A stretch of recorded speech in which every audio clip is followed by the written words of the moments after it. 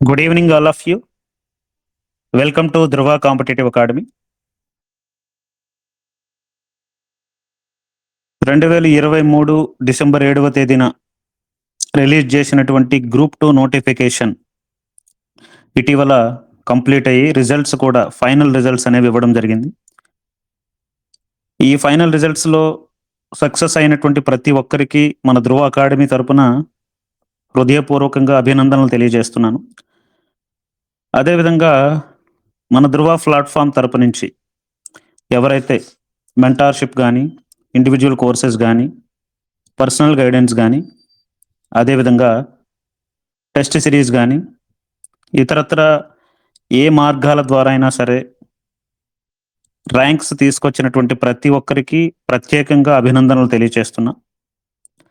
మొత్తం 906 పోస్టులకు గాను ద మోస్ట్ ఇంపార్టెంట్ అందరూ సాధించాలనుకునేటటువంటి సబ్ రిజిస్టార్స్ 16 పోస్టుల్లో 5 మన ధృవ ప్లాట్ఫామ్ నుంచే ఉండడం అనేది నేను 5 సంవత్సరాల కష్టానికి ఈరోజు ప్రతిఫలం వచ్చిందని మనస్ఫూర్తిగా చాలా హ్యాపీగా ఫీల్ అవుతున్నాను.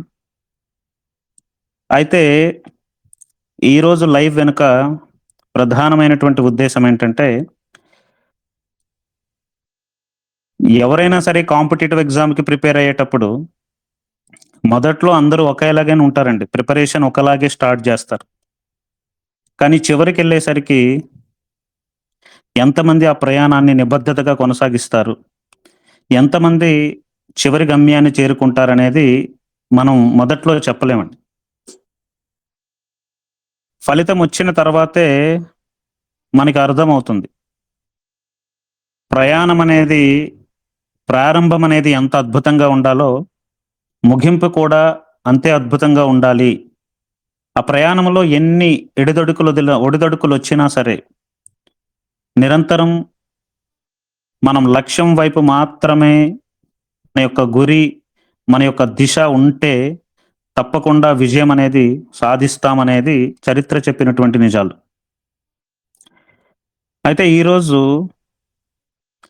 మన Dhruva platform one of my closest, అంటే నేను గోవర్ధన్ రెడ్డిని ఏ విధంగా డిస్క్రైబ్ చేయాలి అనేది నా మాటల్లో నేను చెప్పలేను. ఎందుకంటే 2022 నుంచి మా ఇద్దరు ప్రయాణం అనేది, నేను ఒకవైపు ధృవ ప్లాట్ఫామ్లో స్టూడెంట్స్కి ద బెస్ట్ కంటెంట్ ఇవ్వడానికి ప్రయత్నిస్తుంటే, మరోవైపు సాఫ్ట్వేర్ రంగం నుంచి అప్పుడే వచ్చి రిజైన్ చేసి వచ్చి కాంపిటేటివ్ స్టార్టింగ్ ప్రిపరేషన్లో మేమిద్దరం కలిసాం. ధృవ ప్లాట్ఫామ్లో కలిసిన తర్వాత మా ఇద్దరు ప్రయాణం ఒక స్టూడెంట్ అండ్ ఒక టీచర్గా కంటే ఒక ఫ్యామిలీగా కొనసాగింది. అలాంటి ఒక నాతో ఒక ఫ్యామిలీ లాగా ట్రావెల్ అయినటువంటి ఒక గోవర్ధన్ రెడ్డి ఈరోజు వచ్చినటువంటి గ్రూప్ 2 రిజల్ట్స్లో టాపర్గా టాప్ 10లో 6th or 7th ర్యాంక్, అంటే ఇప్పటికీ మనకి జిఆర్ఎల్ ఇవ్వలేదు కాబట్టి ఇప్పుడు ఉన్నటువంటి అంచనాల ప్రకారం 6 కానీ 7వ ర్యాంకు సాధించి చాలా అద్భుతమైనటువంటి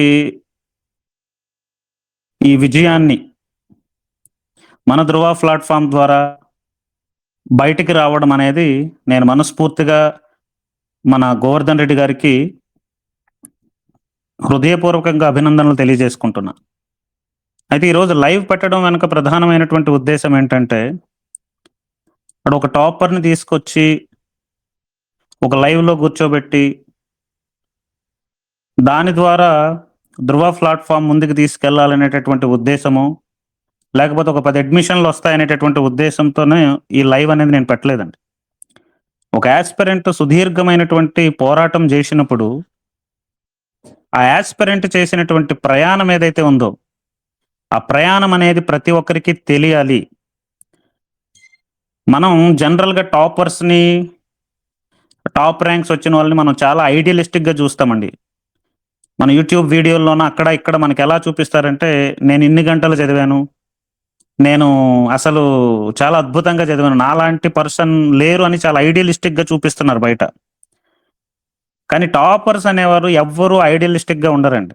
అందరూ ప్రిపరేషన్ మొదలుపెట్టినప్పుడు అందరూ ఒకటే. నేను గోవర్ధన్ రెడ్డిని మొదట్లో ప్రిపరేషన్ స్టార్ట్ జేసినప్పుడు గోవర్ధన్ రెడ్డి నాకు తెలుసు. ఈరోజు గోవర్ధన్ రెడ్డి సబ్ రిజిస్ట్రార్‌గా సెలెక్ట్ అయినప్పుడు ఉన్న గోవర్ధన్ రెడ్డి నాకు తెలుసండి. అయితే చాలామంది ఏమనుకుంటారంటే టాపర్స్ అనే వాళ్ళకి సెపరేట్ లక్షణాలుంటాయి. టాపర్స్‌కి 2 కొమ్ములుంటాయి, 4 చేతులుంటాయి. వాళ్ళు సూపర్ నేచురల్ పవర్స్ ఉంటాయి. ఈ విధంగా మనం ఐడియలిస్టిక్‌గా చూస్తాం. That is 100% wrong. As a మెంటార్‌గా గోవర్ధన్ రెడ్డితో నాకున్నటువంటి పరిచయం ప్రకారం నేను చెప్తున్నా. ప్రతి ఒక్కరికి కష్టపడితే, ఒక ప్రయాణం జేసినప్పుడు, ఒక లక్ష్యాన్ని ఎంచుకునేటప్పుడు, నిరంతరం ఆ లక్ష్యం మీద మాత్రమే ఆలోచిస్తే, విజయం అనేది ఎంత అద్భుతంగా ఉంటుందని చెప్పడానికి గోవర్ధన్ రెడ్డి నేను చెప్పినటువంటి ఒక ఉదాహరణ. గోవర్ధన్ రెడ్డి లాంటి వాళ్ళు చాలా మందున్నారు మన ప్లాట్‌ఫార్మ్‌లో. బట్ ఈరోజు మనం గోవర్ధన్ రెడ్డిని తీసుకొచ్చాం కాబట్టి, గోవర్ధన్ రెడ్డి చేసినటువంటి ప్రయాణం గురించి మనం మాట్లాడదాం. స్వామి వివేకానంద ఒక మాట చెప్తారు. "Arise, awake and stop not till the goal is reached" అని. అంటే నీ లక్ష్యాన్ని చేరుకున్నంత వరకు ఎప్పుడు ప్రయాణాన్ని మధ్యలో ఆపేయకు. లే, మేలుకో. విజయం సాధించినంత వరకు కూడా నీ ప్రయాణాన్ని ఆపకు అనేటటువంటి స్వామి వివేకానంద చెప్పినటువంటి అక్టేషన్ ఏదైతే ఉందో, నేను గోవర్ధన్ రెడ్డిలో చూశాను. ఎందుకంటే 2022 ఆయన సాఫ్ట్‌వేర్ నుంచి బయటకొచ్చి ప్రిపరేషన్‌లోకొచ్చారు. యాక్చువల్లీ 2021లోనే వచ్చారు. బట్ అప్పట్లో గ్రూప్ 2కి చాలా తక్కువ పోస్టులుండడం వల్ల, మళ్ళీ తిరిగి బ్యాక్‌కి సాఫ్ట్‌వేర్‌కెళ్ళిపోయి, మళ్ళీ నోటిఫికేషన్ వస్తుందనేటటువంటి ఆశతో మళ్ళీ రిజైన్ జేసొచ్చి, అంటే ముందు సాఫ్ట్‌వేర్‌లో జేసి, మళ్ళీ అక్కడి నుండొచ్చి, మళ్ళీ సాఫ్ట్‌వేర్‌కి తిరిగెళ్ళి, మళ్ళీ అక్కడి నుంచి సాఫ్ట్‌వేర్ నుంచి రిజైన్ జేసొచ్చి, మళ్ళీ ప్రిపరేషన్ కొనసాగించినప్పటి నుంచి ఒకటే, ఒకటే ధ్యాస. ఎక్కడో బెంగుళూరులో, ఇక్కడెక్కడో అంటే మనకి ఏదో స్టడీ హాల్‌లోనో లేకపోతే ఆహ్, బయట అశోక్ నగర్‌లోనో లేకపోతే ఎంవీపీ కాలనీలో ఉండేటటువంటి అంటే number of students high competition ఉన్నటువంటి ఏరియాలో చదువుకొని ఇప్పుడు జనరల్‌గా ఒక స్టూడెంట్ ఒక కాంపిటీటివ్ అశోక్ నగర్ గాని, లేకపోతే ఒక ఎంవీపీ కాలనీ గాని, అక్కడ కాంపిటీటివ్ హబ్స్ కాబట్టి అక్కడికెళ్తే మనకి కాంపిటీటివ్‌నెస్ తెలుస్తుంది. మనకి భయమొస్తది. మనం చదువుతాం అనుకోని చాలామంది వెళ్తుంటారు. కానీ గోవర్ధన్ రెడ్డి అలా గాదు. తను బెంగుళూరులో వాళ్ళ అక్క, బావ వాళ్ళ ఇంటిలో ఉండి సాఫ్ట్‌వేర్ నుంచి రిజైన్ చేసిన తర్వాత అక్క, బావ వాళ్ళ ఇంట్లో ఉండి ప్రిపరేషన్ కొనసాగించి బయట ప్రపంచానికి దూరంగా కాంపిటీటివ్‌నెస్ అంటే ఏంటో తెలీదు. అంటే మనం ప్రత్యక్షంగా చూడం. ఎక్కడో రూమ్‌లో మనం 4 గోడల మధ్యలో ఉండేటప్పుడు మనకదే పెద్ద ప్రపంచంలాగా అనిపిస్తది. బయట ప్రపంచానికి, కాంపిటీటివ్ ప్రపంచానికి తెలీదు. అండ్ గతంలో కూడా తాను గ్రూప్ 1, గ్రూప్ 2కి ప్రిపేర్ అయ్యింది లేదు. This is the first attempt అండి. ఫస్ట్ అటెంప్ట్‌లో అంత పరిణితి అంటే ఒక టాప్ ర్యాంక్ కొట్టగలిగేటటువంటి పరిణితి రావడం అనేది నిజంగా చాలా అద్భుతం. నేను చాలా అంటే ఆ విషయంలో నేను గోవర్ధన్ రెడ్డిని వ్యక్తిగతంగా ప్రశంసించకుండా ఉండలేను. ఎందుకంటే చాలా మంది దెబ్బలు తిని చివరికి రాటుదేలి ఒక గొప్ప విజయాన్ని సాధిస్తారండి. కానీ స్టార్టింగ్‌లోనే అంటే విజయాన్ని తీరానికి చేరడానికి మొదలుపెట్టినటువంటి మొదటి ప్రయత్నంలోనే నార్మల్ విక్టరీస్ గాదండి. నేను చాలా సార్లు మీకు చెప్తుంటాను. మనకి జాబ్ గాదు, ర్యాంక్ రావాలి. విక్టరీ గాదు, ల్యాండ్ స్లైడ్ విక్టరీస్ గావాలి. అలాంటి ల్యాండ్ స్లైడ్ విక్టరీ అంటే ఇప్పుడు ఒక సబ్ రిజిస్ట్రార్ ఇప్పుడు గ్రూప్ 2లో ఒక సబ్ రిజిస్ట్రారో, లేకపోతే ఒక డిప్యూటీ తహసీల్దారో, లేకపోతే ఒక మున్సిపల్ కమిషనర్ అనేది ప్రతి ఒక్కరు సాధారణంగా కలిగేటటువంటి కల. అలాంటి కలని ఒక మొదటి ప్రయత్నంలో సాధించడం అనేది చాలా అద్భుతం.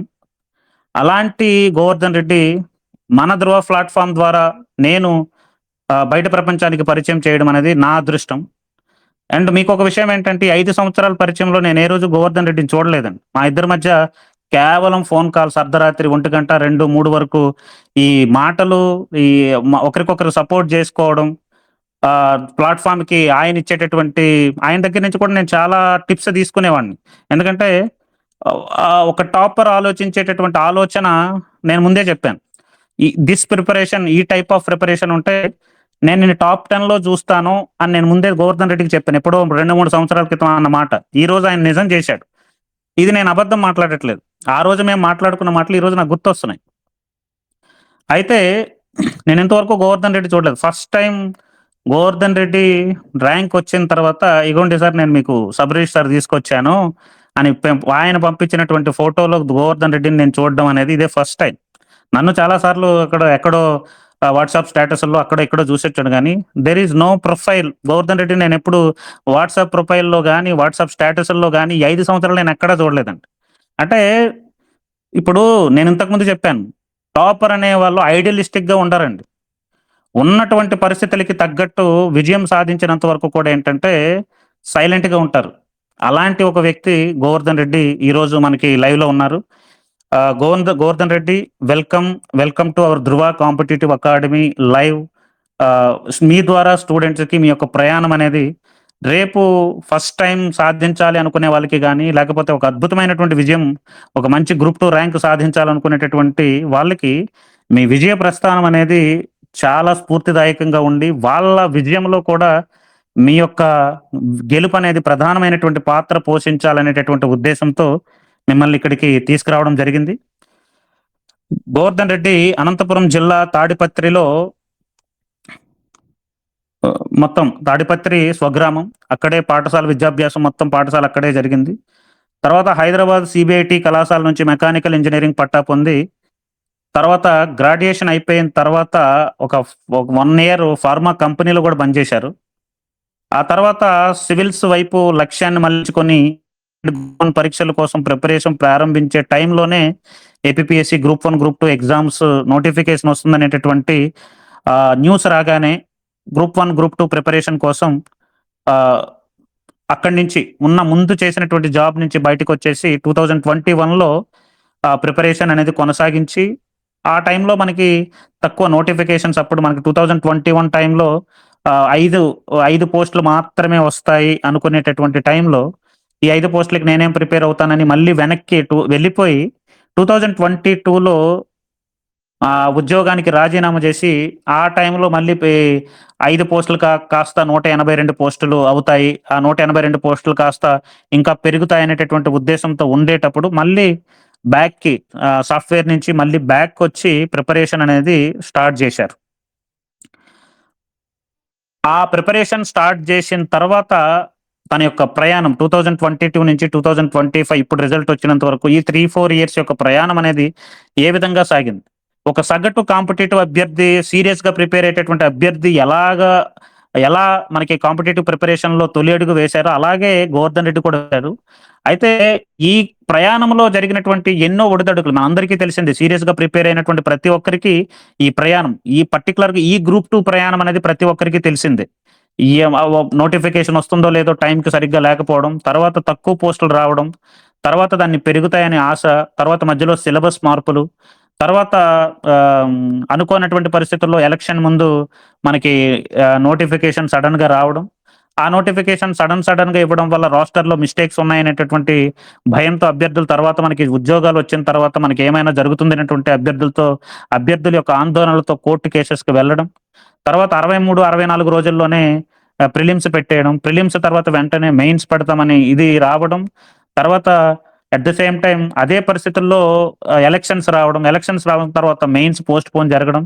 1, 2 పోస్ట్‌పోన్ జరిగిన తర్వాత ఫిబ్రవరి 2025లో మనకి ఎగ్జామ్ జరగడం. తర్వాత సీపీటీ ఎగ్జామ్‌కి రిజల్ట్ ఇవ్వడం, సీపీటీ ఎగ్జామ్‌కి పిలవడం, సీపీటీ ఎగ్జామ్ తర్వాత మళ్ళీ కోర్ట్ కేసెస్.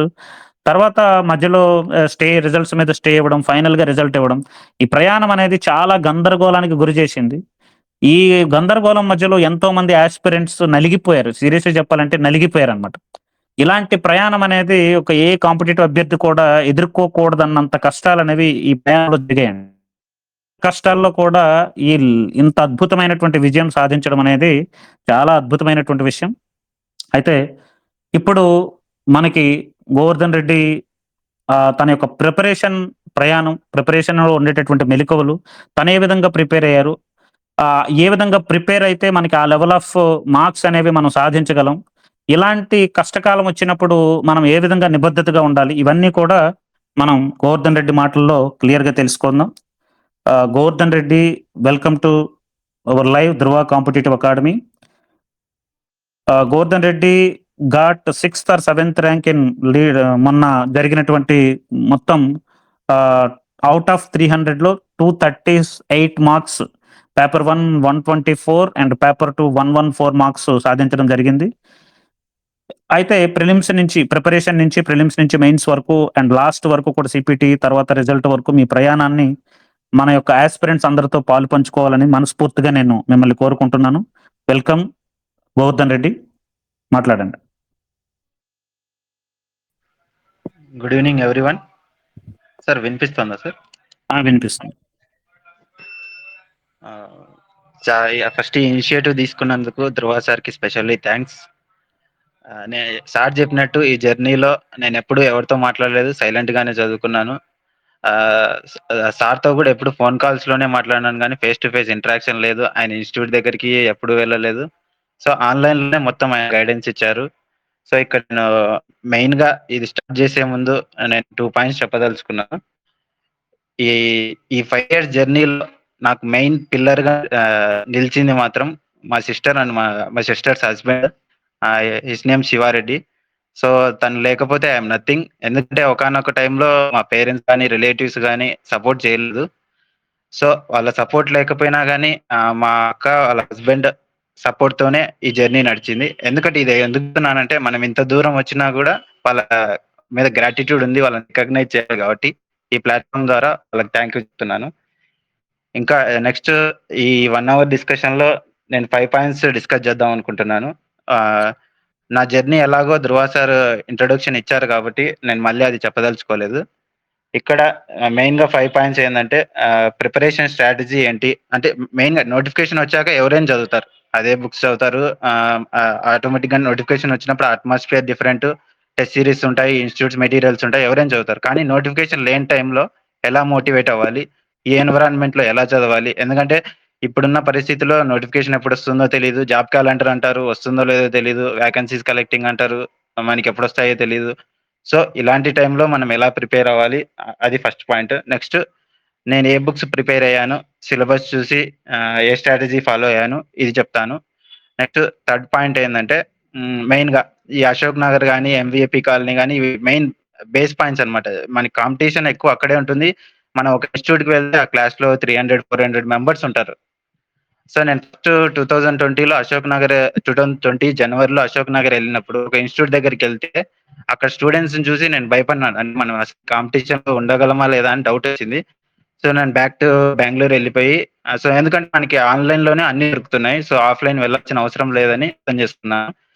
సో మనం 1 year అశోక్ నగర్లో ఉంటే మినిమం 2 lakhs అయితే ఖర్చు అవుతుంది. సో ఆ 2 lakhs ఖర్చు పెట్టే బదులు ఒక 20,000తో ట్యాబ్ కొనేసి మొత్తం మనకి ఆన్లైన్ రిసోర్సెస్ అన్నీ ఉన్నాయి. నా ప్రిపరేషన్ దాదాపుగా 60-70% ఆన్లైన్ రిసోర్సెస్ ద్వారానే జరిగింది. సో సార్ చెప్పినట్టు నేను 2020లో స్టార్ట్ చేశాను ప్రిపరేషన్. చేసినప్పుడు అదే ఇలాగే జాబ్ క్యాలెండర్, వేకెన్సీస్ కలెక్టింగ్ ఇలా వస్తుందనే హోప్తోనే ప్రిపరేషన్ స్టార్ట్ చేశాను. కానీ 2021 జూన్ 18న మాకు షాక్ తగిలింది, జాబ్లెస్ క్యాలెండర్. సో ఆ టైంలో జస్ట్ 5 పోస్ట్తో గ్రూప్ 2 వస్తాయి, 30 పోస్ట్తో గ్రూప్ 1 వస్తుంది అన్నప్పుడు చాలా డిసప్పాయింట్ అయ్యాను. ఆ నెక్స్ట్ మంతే సాఫ్ట్వేర్ ఫీల్డ్కి వెళ్ళిపోయాను. ఎందుకంటే ఎక్కువసేపు మనం ఉండలేము ఈ ఫీల్డ్లో. ఎందుకంటే నోటిఫికేషన్ లైన్ చదవాలో లేదో అని డైలమాలో సాఫ్ట్వేర్కి వెళ్ళిపోయాను. నెక్స్ట్ 2022లో 182 పోస్ట్స్ క్లియరెన్స్ వచ్చినప్పుడు ధృవ నాకు అప్పుడే పరిచయం అయ్యారు. అప్పుడు జస్ట్ టెలిగ్రామ్ ఓపెన్ చేసినప్పుడు సార్ ప్లాట్ఫామ్లో ఏ హిస్టరీ బుక్స్ పెట్టేవాళ్ళు అనమాట. అంటే ఎలా ప్యాటర్న్ ఇలా ఉంటుంది. సో అంతకుముందే నేను 2002లో ప్రిపరేషన్ స్టార్ట్ చేసినప్పుడు జనరల్గా ఎవరైనా యూట్యూబ్ ఓపెన్ చేసి బుక్స్ లిస్ట్ ఏంది అని టైప్ చేస్తారు, ఒక 100 వీడియోస్ వస్తాయి. సో నేను కూడా అలాగే చేశాను. ఏ హిస్టరీ ప్రైవేట్ పబ్లికేషన్స్ వచ్చాయి, జోగి నాయుడు అని, సయద్ అని. సో ఆ బుక్ చదివాను. చదివిన తర్వాత ఎప్పుడైతే నేను 2022లో ఈ టెలిగ్రామ్ సార్ ప్లాట్ఫామ్ ఓపెన్ చేసినప్పుడు ఏపీ హిస్టరీ బిట్స్ నేను చేయలేకపోయాను, సార్ పెట్టినవి కూడా. సో నేను 2 years ప్రిపరేషన్ చేసిన తర్వాత కూడా కాన్ఫిడెంట్గా లేను ఆ ఏపీ హిస్టరీ సాల్వ్ చేసేదానికి. ఎందుకంటే నేను జస్ట్ ప్రైవేట్ పబ్లికేషన్ చదువుకున్నాను. బేసికల్లీ మనది ఇంగ్లీష్ బ్యాక్గ్రౌండ్ కాబట్టి ఏదో ప్రైవేట్ పబ్లికేషన్స్ చదివేసి అటెంప్ట్ ఇస్తే ఒక టెస్ట్, శాంపుల్ టెస్ట్ పెడితే నాకు ఇప్పటికీ గుర్తుంది, 50 మార్క్స్కి -3 మార్క్స్ వచ్చాయి ఏపీ హిస్టరీ. సో వెంటనే నేను సార్కి కాల్ చేశాను. ఆ రోజు నైట్ 11కి కాల్ చేస్తే లిఫ్ట్ చేశారు. ఏ బుక్స్ ప్రిపేర్ అవ్వాలి అది చెప్తే సార్ అన్నారు, అదే పిఎస్ఎల్ హనుమంతరావు ఇలా స్టాండర్డ్ బుక్స్ అనేవి ఉన్నాయి, ఆ బుక్స్ నుంచి సేకరించిన బిట్సే ఇలా చెప్తున్నానంటే నేను ఆ టైంలోనే నాకు అర్థమైంది. సార్‌తో 1 అవర్ ఇంటరాక్షన్‌లో అర్థమైంది. ఆహ్, ఎలా ఉంటుంది సబ్జెక్ట్ అని. అక్కడి నుంచి మా జర్నీ స్టార్ట్ అయింది. ఇదండి. నా ప్రిపరేషన్ జర్నీ అనేది 2021 నుంచి 22 వరకు ఇలా జరిగింది. నెక్స్ట్ హ్మ్. గోవర్ధన్, చెప్పండి సార్.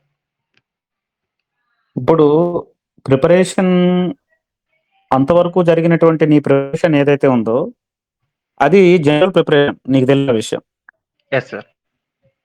ఇప్పుడు జాబ్‌లెస్ క్యాలెండర్ తర్వాత నెక్స్ట్ మళ్ళీ జాబ్‌కెళ్ళిపోయి తిరిగి బ్యాక్‌కొచ్చావు. బ్యాక్‌కొచ్చిన తర్వాత 2022 జూన్ నుంచి 2023 డిసెంబర్ 7వ తేదీ మధ్యలో ఒక 1 ½ ఇయర్ ఉంది గ్యాప్. ఆ 1 ½ ఇయర్ గ్యాప్‌లో నోటిఫికేషన్ లేదు. నోటిఫికేషన్ వస్తుందనేటటువంటి ఆశ తప్ప నోటిఫికేషన్ లేదు. ఆ టైంలో నీ ప్రిపరేషన్ అంటే ఆ టైంలో నువ్వు ప్రిపేర్ అయ్యావా? లేకపోతే ఏంటి? వాట్ ఈస్ అంటే ఆ టైంలో నీ యొక్క మనోగతం ఎలా ఉంది? Yes sir. అది చాలా డిఫికల్ట్ ఫేస్ అది. ఎందుకంటే నోటిఫికేషన్ వస్తుందో లేదో గూడా క్లారిటీ లేదు. ఎందుకంటే గవర్నమెంట్ నుంచి గూడా అంటే అఫీషియల్‌గా ఇప్పుడంటే ఇన్ఫర్మేషన్ వస్తుంది గానీ, ఆ టైంలో అయితే ఇన్ఫర్మేషన్ లేదు. మనకి నోటిఫికేషన్ వస్తుందో లేదో తెలీదు. చాలా స్ట్రగుల్ అయ్యాం. 2020 జూన్ నుంచి 2023 డిసెంబర్ వరకు అది చాలా వరస్ట్ ఫేస్ అనే చెప్పాలి. ఎందుకంటే డైలీ మోటివేట్ అయ్యి చదవాలంటే కష్టం. ఇప్పుడు బుక్స్ చదవడం ఎవరికి నాకు తెలిసి ఈ కాంపిటీటివ్ ఫీల్డ్‌లో 90% డైలీ చదవడం ఎవరి వల్ల కాదు. అంటే ఎవరికైనా గాని ఎంజాయ్ చేయాలి, ప్రైవేట్ జాబ్ చేయాలి అనే ఉంటుంది గానీ, డైలీ నైట్ బుక్స్ చదవాలి, డైలీ 10 అవర్స్ ప్రిపరేషన్ కంటిన్యూయేషన్ అనేది ఎవరి వల్ల కాదు. సో, డైలీ మోటివేట్ అవ్వాలంటే మనకి మోటివేటింగ్ ఫ్యాక్టర్ అనేది ఉండాలి. సో, నాకు మోటివేటింగ్ ఫ్యాక్టర్ ఏందంటే నేను ఇప్పుడు ఎవరినో చూసి ఇన్‌స్పైర్ అవ్వాల్సిన అవసరం లేదు. మన ఇంట్లో కండిషన్సే మనకు తెలుసు. సో, అందుకే నేను ఇంట్లో ఉండే ప్రిపేర్ అయ్యాను. ఆ ఇంట్లో కండిషన్సే నాకు ఇన్‌స్పిరేషన్. సో, సాఫ్ట్‌వేర్ ఫీల్డ్‌లో గూడా చాలా స్ట్రెస్ ఫీల్ అయ్యాను. చాలా స్ట్రగుల్ అయ్యాను. సో, అందుకే బ్యాక్ టు గ్రూప్ 2 ప్రిపరేషన్ వచ్చేసి నెక్స్ట్ ఇంకొకటి మనం ప్రిపేర్ అవుతూ ఉంటాం. నోటిఫికేషన్ వస్తుందిలే అని. కానీ నోటిఫికేషన్ కోసం కూడా మనం కూడా ట్రై చేయాలి. సో, ఆ టైంలో ట్విట్టర్ గ్రూప్ అని ఒక సెపరేట్ గ్రూప్ ఉండింది. ఆ గ్రూప్‌లో నేనున్నాను 50 మెంబర్స్. 2022 నుంచి 23 డిసెంబర్ మధ్యలో దాదాపుగా 5,00,000 ట్వీట్స్ చేశాం. నోటిఫికేషన్ ఇవ్వాలి ఆ ఇంపాక్ట్ అయితే గట్టిగా ఉంది. సో, ఇప్పుడు మన బుక్స్ అనేది ప్రిపేర్ అవుతూనే ఉంటాం. ఎన్ని రోజులని ప్రిపేర్ అయితాం. ఇప్పుడు ఇదే నోటిఫికేషన్ 2021లో వచ్చింటే ఈ పాటికి మాకు 4 ఇయర్స్ సర్వీస్ వచ్చేది. సో, ఆ టైం వేస్ట్ చేసుకోకుండా ఇప్పుడు మీరు ప్రిపరేషన్ కంటిన్యూ చేస్తూ ఉంటేనే గవర్నమెంట్ నుంచి నోటిఫికేషన్ తెప్పించుకోవాలన్నమాట. మనం ఊరికే సైలెంట్‌గా ఎన్ని రోజులని ప్రిపేర్ అయితాం. సో, ఆ టైంలో ఆ ఫేస్ అయితే నడిచింది. ధృవ సార్‌ని నెక్స్ట్ మిస్‌ఇన్ఫర్మేషన్ అనేది టెలిగ్రామ్, యూట్యూబ్‌లో వస్తూ ఉంటుంది. నెక్స్ట్ మంత్ నోటిఫికేషన్ అని. అవన్నీ నమ్మొద్దు. మీ ప్రిపరేషన్ అయితే కంటిన్యూ చేయండి. స్టాప్ అయితే చేయొద్దు. ఎందుకంటే ఏదో ఒక రోజు అయితే నోటిఫికేషన్ వస్తుంది. ఈ ఇయర్ కాకపోయినా నెక్స్ట్ ఇయర్ అయినా వస్తుంది. సో, ఆ టైంలో ధృవ సార్ నాకు మెయిన్‌గా హెల్ప్ చేసిందేందంటే, ఈ మిస్‌ఇన్ఫర్మేషన్ నుంచి హెల్ప్ చేసాడు. ఎందుకంటే అథెంటిక్ ఆయనకి చాలా డిపార్ట్‌మెంట్స్‌లో ఆయన బ్యాచ్ స్టూడెంట్స్ ఉన్నారు. ఆయన కొలీగ్స్ ఉన్నారు. సో, నోటిఫికేషన్ ఎప్పుడొస్తది? ఆ ఇన్ఫర్మేషన్ ఇచ్చేవాళ్ళు. గవర్నమెంట్ నుంచి నోటిఫికేషన్ రావాలంటే ఏం చేయాలని చెప్పేవారు. సో, ఇలాంటివన్నీ నీకు జనరల్‌గా మనం బయట ఆఫ్‌లైన్ ఇన్‌స్టిట్యూట్స్‌కి వెళ్తే వాళ్ళు సబ్జెక్ట్ చెప్పి వదిలేస్తారు. బయటికొచ్చేస్తాం. కానీ మీకు ఫైనాన్షియల్ క్లియరెన్స్ నుంచి ఈ టైం వరకు ధృవ సార్ అయితే నాకు సపోర్ట్ అయితే ఉన్నారు. ఓకే గోవర్ధన్. ఇప్పుడు 2023లో డిసెంబర్‌లో మీకు నోటిఫికేషన్ అనేది వచ్చింది. నోటిఫికేషన్ వచ్చిన ఎగ్జాక్ట్‌లీ 69 డేస్‌లో మనకి ప్రిలిమ్స్ ఎగ్జామ్ పెట్టడం జరిగింది. ఫిబ్రవరి 25 సంథింగ్ ఎంతో. ఫిబ్రవరి 23 అనుకుంటా. ఆ 69 డేస్‌లో 1:50 ఇస్తారా? లేదంటే 1:12 ఇస్తారా? అనేటటువంటి ముందు చాలా నడిచింది. 1:12 ఇస్తారని. తర్వాత at the time of notification వచ్చేసరికి 1:50 వరకు ఇస్తారు. అప్పుడున్నటువంటి పరిస్థితుల్లో 1:50 వరకు 50 ఇస్తారని మీకు తెలిసింది. ఆ టైంలో ప్రిలిమ్స్ ప్రిపరేషన్ అంటే నోటిఫికేషన్ రాకముందు నువ్వు ప్రిలిమ్స్ ఎలా ప్రిపేర్ అయ్యావు? జనరల్‌గా చాలా మంది అభ్యర్థులు నన్ను అడుగుతున్నటువంటి విషయం ఏంటంటే, సార్ నోటిఫికేషన్ వచ్చేటటువంటి టైం ముందు నుంచే ప్రిలిమ్స్ ప్లస్ మెయిన్స్ ప్రిపేర్ అవ్వాలా? ఇప్పుడు ఒక కొత్త అభ్యర్థి ఉన్నాడు. కొత్త అభ్యర్థి ఉండేటప్పుడు తనకి ప్రిలిమ్స్ పాస్ అయితేనే మెయిన్స్‌కి వెళ్తాడు. ఒక న్యూ కమర్. అదే ఒక ఆల్రెడీ తెలిసినటువంటి ఒక ఎక్స్‌పీరియన్స్‌డ్ క్యాండిడేట్ ఎలా ఉంటాడంటే, ఆల్రెడీ నేను ప్రిలిమ్స్ నాకు పెద్ద విషయం కాదు కాబట్టి మెయిన్స్‌ని చదువుకుంటూ ప్యారలెల్‌గా ప్రిలిమ్స్‌కెళ్ళొచ్చు అనేటటువంటి ఒక ఇది ఉంటుంది. ఇలాంటి పరిస్థితుల్లో నువ్వు ఏం జెప్తావు? అంటే జనాలకి, అంటే మన స్టూడెంట్స్‌కి నువ్వేం జెప్పాలనుకుంటున్నావు? అంటే ప్రిలిమ్స్ అనేది ఎంతవరకు ఇంపార్టెంట్? 1:100 ఉండేటప్పుడు, 1:50 ఉండేటప్పుడు ప్రిలిమ్స్ ప్రాధాన్యత ఎలా ఉంటుంది? 1:12 ఉండేటప్పుడు ప్రిలిమ్స్ ప్రాధాన్యత ఎలా ఉంటుంది? ఒక్కసారి ఇది చెప్పి నీ ప్రిలిమ్స్ ప్రిపరేషన్ గూడా ఆ టైంలో ఆ 69 డేస్‌లో నువ్వేం ప్రిపేర్ అయ్యావు? టెస్ట్ సిరీస్ రాసావా? లేకపోతే ఏం జేశావు? అనేది కూడా ఒక్కసారి మనకి స్టూడెంట్స్‌కి చెప్పాల్సిందిగా కోరుకుంటున్నా. యెస్. ఇక్కడ మెయిన్ పాయింట్ ఇదే. ప్రిలిమ్స్, మెయిన్స్ డిఫరెంట్ స్ట్రాటజీ అండి. యాక్చువల్‌గా మనకి 2022 వరకు సిలబస్ డిఫరెంట్ ఉండే. ప్రిలిమ్స్, మెయిన్స్ సేమ్ సిలబస్ ఉండేది. మెయిన్స్‌లో general studies and mental ability ఉండేది. సో, ప్రిలిమ్స్‌లో ఉండే సబ్జెక్ట్సే మెయిన్స్‌కి గూడా ఉండేవి. 2016 గాని, 18 గాని. సో, అక్కడ 2 సేమ్ ఉండేవి కాబట్టి స్ట్రాటజీ డిఫరెంట్‌గా ఉండేది. ఇక్కడికొచ్చేసి ప్రిలిమ్స్ సబ్జెక్ట్స్ మెయిన్స్‌కి యూజ్ అవ్వవు. సో, మనం ప్రిలిమ్స్‌లో స్టేట్ ఫస్ట్ వచ్చినా గాని, మెయిన్స్‌లో మార్క్స్ తగ్గితే నీకేం జాబ్ ఇవ్వరు. సో, మనకి మెయిన్స్ స్కోర్ అనేది చాలా ఇంపార్టెంట్. సో, ప్రిలిమ్స్ సబ్జెక్ట్స్ అనేవి ఒకసారి చదివేసి పక్కన పెట్టేసేయండి. అది తర్వాత ఫైనాన్షియల్ క్లియరెన్స్ వచ్చిన తర్వాత నోటిఫికేషన్‌కి మినిమమ్ 3, 4 మంత్స్ అనేది టైమ్ ఉంటుంది. ఆ టైంలో చదువుకోవచ్చు ప్రిలిమ్స్. కావాలంటే నోటిఫికేషన్ వచ్చిన తర్వాత అయినా చదువుకోవచ్చు. సో, ప్రిలిమ్స్‌లో ఉండే సబ్జెక్ట్స్ అన్నీ ఒకసారి చదివేసి పక్కన పెట్టేసి మెయిన్స్ కంప్లీట్ చేసేయండి. ఇప్పుడు ఈ టైంలో నోటిఫికేషన్ ఎప్పుడొస్తది అని నా ఒపీనియన్ అయితే ఇయర్ ఎండింగ్‌కే కావచ్చు. ఎందుకంటే మనకి తెలుస్తోంది కదా! ఫైనాన్షియల్ క్లియరెన్స్ ఇంకా రాలేదు. సో, ఈ స్టెప్స్ అన్నీ ఎండ్ అయ్యేసరికి ఇయర్ ఎండింగ్‌కొస్తది. సో, ఎవరైనా ఫ్రెషర్స్ ఉంటే నెక్స్ట్ 2, 3 మంత్స్ ప్రిలిమ్స్ కంప్లీట్ చేసి, దాని తర్వాత మెయిన్ సబ్జెక్ట్స్ కంప్లీట్ చేసుకోండి ఇయర్ ఎండింగ్ లోపల. సో, మా టైంలో ఏం జరిగిందంటే 2023 జాన్వరిలో సిలబస్ మారిపోయింది. ఎలా ప్రిలిమ్స్‌లో 5 సబ్జెక్ట్స్ ఉండేవి. సో, అవి ఆల్రెడీ మేము only society was different. Remaining topics అన్ని మేము ఆల్రెడీ చదివేసున్నాం. సో, నేనైతే ప్రిలిమ్స్ సెపరేట్‌గా ఏం చదవలేదు. సో, నోటిఫికేషన్ వచ్చిన తర్వాత ఏదైతే 67, 69 డేసో ఇచ్చారో, అప్పుడు ధృవ సారు ఒక సెపరేట్ గ్రూప్ ఏదో క్రియేట్ చేశాడు. ధృవ వారియర్సో, ఫైరో ఏదో సంథింగ్ గ్రూప్ ఉంది. అందులో ఓన్లీ 100 మెంబర్స్ ఉండేవాళ్ళు. సో, నేను అప్పటి వరకు ప్రిలిమ్స్ అయితే చదవలేదు. చదివి పక్కన పెట్టేసాను గానీ, కాన్సంట్రేట్ చేయలేదు. మాకప్పుడు 1:12, 50 అనేది ముందే తెలిసిపోయింది. అంటే 1:50 తీస్తారనే టాక్ వచ్చింది కాబట్టి, మేమైతే ప్రిలిమ్స్‌కి స్పెసిఫిక్‌గా ప్రిపేర్ అయితే అవ్వలేదు. సో, నెక్స్ట్ టైమ్ 1:12 తీయొచ్చు. ఎందుకంటే లాస్ట్ ఇయర్ జరిగిన సందర్భాలు అలాంటివి. సో, 1:12 తీస్తారన్నప్పుడు మీరు డెప్త్‌గా చదివితే సరిపోతుంది. సో, 1:50 తీసినారన్నప్పుడు నోటిఫికేషన్ వచ్చిన తర్వాత ఆ 60 డేస్ సరిపోతుంది. సో, నోటిఫికేషన్ వచ్చిన తర్వాత ఆ 67 డేస్‌లో ధృవ సార్ సెపరేట్ 100 మెంబర్స్‌కి ఒక గ్రూప్ క్రియేట్ చేసి డైలీ టెస్ట్ పెట్టేవారు. Indian history, current affairs, society. So, అక్కడ ఎలా ఉండేదంటే 100 మెంబర్స్‌కి ర్యాంకింగ్ ఉండేదన్నమాట. ఫస్ట్ ఎవరొచ్చారు, వాళ్ళ నేము, వాళ్ళ డీటెయిల్స్. సో, అది మాకొక ఛాలెంజింగ్ ఉండేది. నేనైతే టెస్ట్ సీరీస్ రాయాలంటే ఫస్ట్ భయపడేవాడిని. మన ర్యాంక్ ఎక్కడో వస్తుంది, పరువు పోతుంది అని. సో, నేనేం చేశామంటే ఫస్ట్ అయితే ఒకటి అటెంప్ట్ ఇచ్చాను. మన ర్యాంక్ ఎక్కడో వచ్చింది. ఎందుకంటే మనం ఫస్ట్‌లో ప్రిలిమ్స్ నెగ్లెక్ట్ చేశాం కాబట్టి. సో, అది మోటివేట్ అయ్యేవాడిని. ఆ 100 మెంబర్స్‌లో మనం ఫస్ట్ ఉండాలి అని. సో, అది ఆ 69 డేస్‌లో ప్రిపేర్ అయ్యి టెస్ట్ సీరీస్ అటెంప్ట్ చేయడం వల్ల నాకు 150కి ప్రిలిమ్స్ చాలా టఫ్ వచ్చింది. మీకు తెలుసు అందరికి. నాకు 78 మార్క్స్ వచ్చాయి. నాకైతే ఆప్టిట్యూడ్ అయితే ఇప్పటికి గుర్తుంది. 0 మార్క్స్ నాకందులో. సో, 120కే 78 వచ్చాయి. సో, ఆప్టిట్యూడ్ అయితే నేనప్పుడు ప్రిపేర్ అవ్వలేదు. చాలా టఫ్ ఇవ్వడం వల్ల నేను అటెంప్ట్ కూడా చేయలేదు ఎగ్జామ్‌లో. సో, ఇక్కడ ఏం చెప్తున్నానంటే ప్రిలిమ్స్ జస్ట్ క్వాలిఫైయింగ్ నేచర్. మీకు అక్కడ ఆప్టిట్యూడ్ 30 ఔట్ ఆఫ్ 30 వచ్చినా మీకేం జాబ్ ఇవ్వరక్కడ. సో, మీకు రాని సబ్జెక్ట్ వదిలేయండి. మీకొచ్చిన సబ్జెక్ట్స్ ఏవైతే ఉన్నాయో, స్ట్రాంగ్ ఏవైతే ఉన్నారో అవి కాన్సంట్రేట్ చేయండి. అవే టెస్ట్ సీరీస్ రాయండి. ఇప్పుడు మీకు 150కి 130 వచ్చినా, 78 వచ్చినా, 60 వచ్చినా క్వాలిఫై అయిపోతారు. 1:15 తీసినా గాని. సో, మెయిన్ సబ్జెక్ట్స్ మీద కాన్సంట్రేట్ చేయడం బెటర్.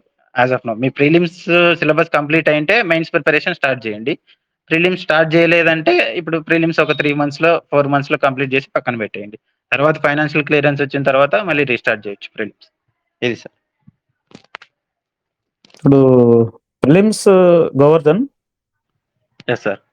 150 మార్క్స్‌కి నీ అటెంప్ట్ అనేది ఎంత? అంటే ఇప్పుడు అసలు ఆప్టిట్యూడ్ అసలు నువ్వు అసలు అటెంప్టే చేయలేదా?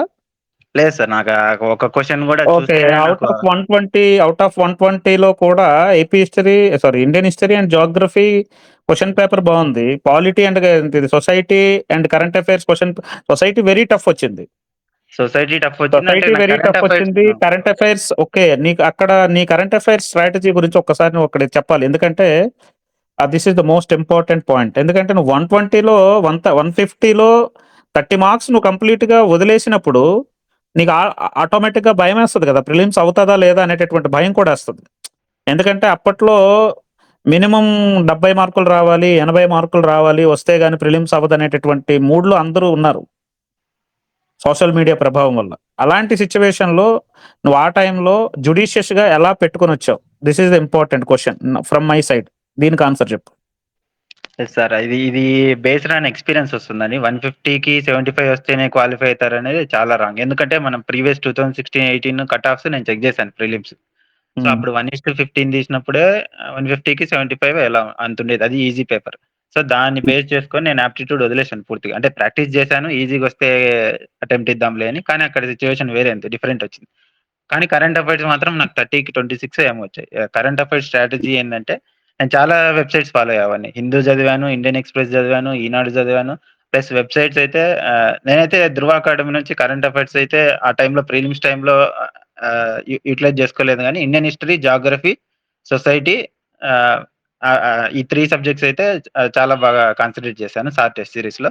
కరెంట్ అఫైర్స్ విషయానికొస్తే వెబ్‌సైట్స్ అఫైర్స్ క్లౌడ్, అడ్డా 247 ఈ వెబ్‌సైట్స్‌లో చాలా బాగుండేవన్నమాట. అంటే ఎగ్జామ్‌లో క్వెషన్స్ గూడా మాక్సిమం అడ్డా 247, అఫైర్స్ క్లౌడ్ ఈ వెబ్‌సైట్ నుంచే వచ్చాయి. సో, నాకక్కడ అది అడ్వాంటేజ్ అయింది.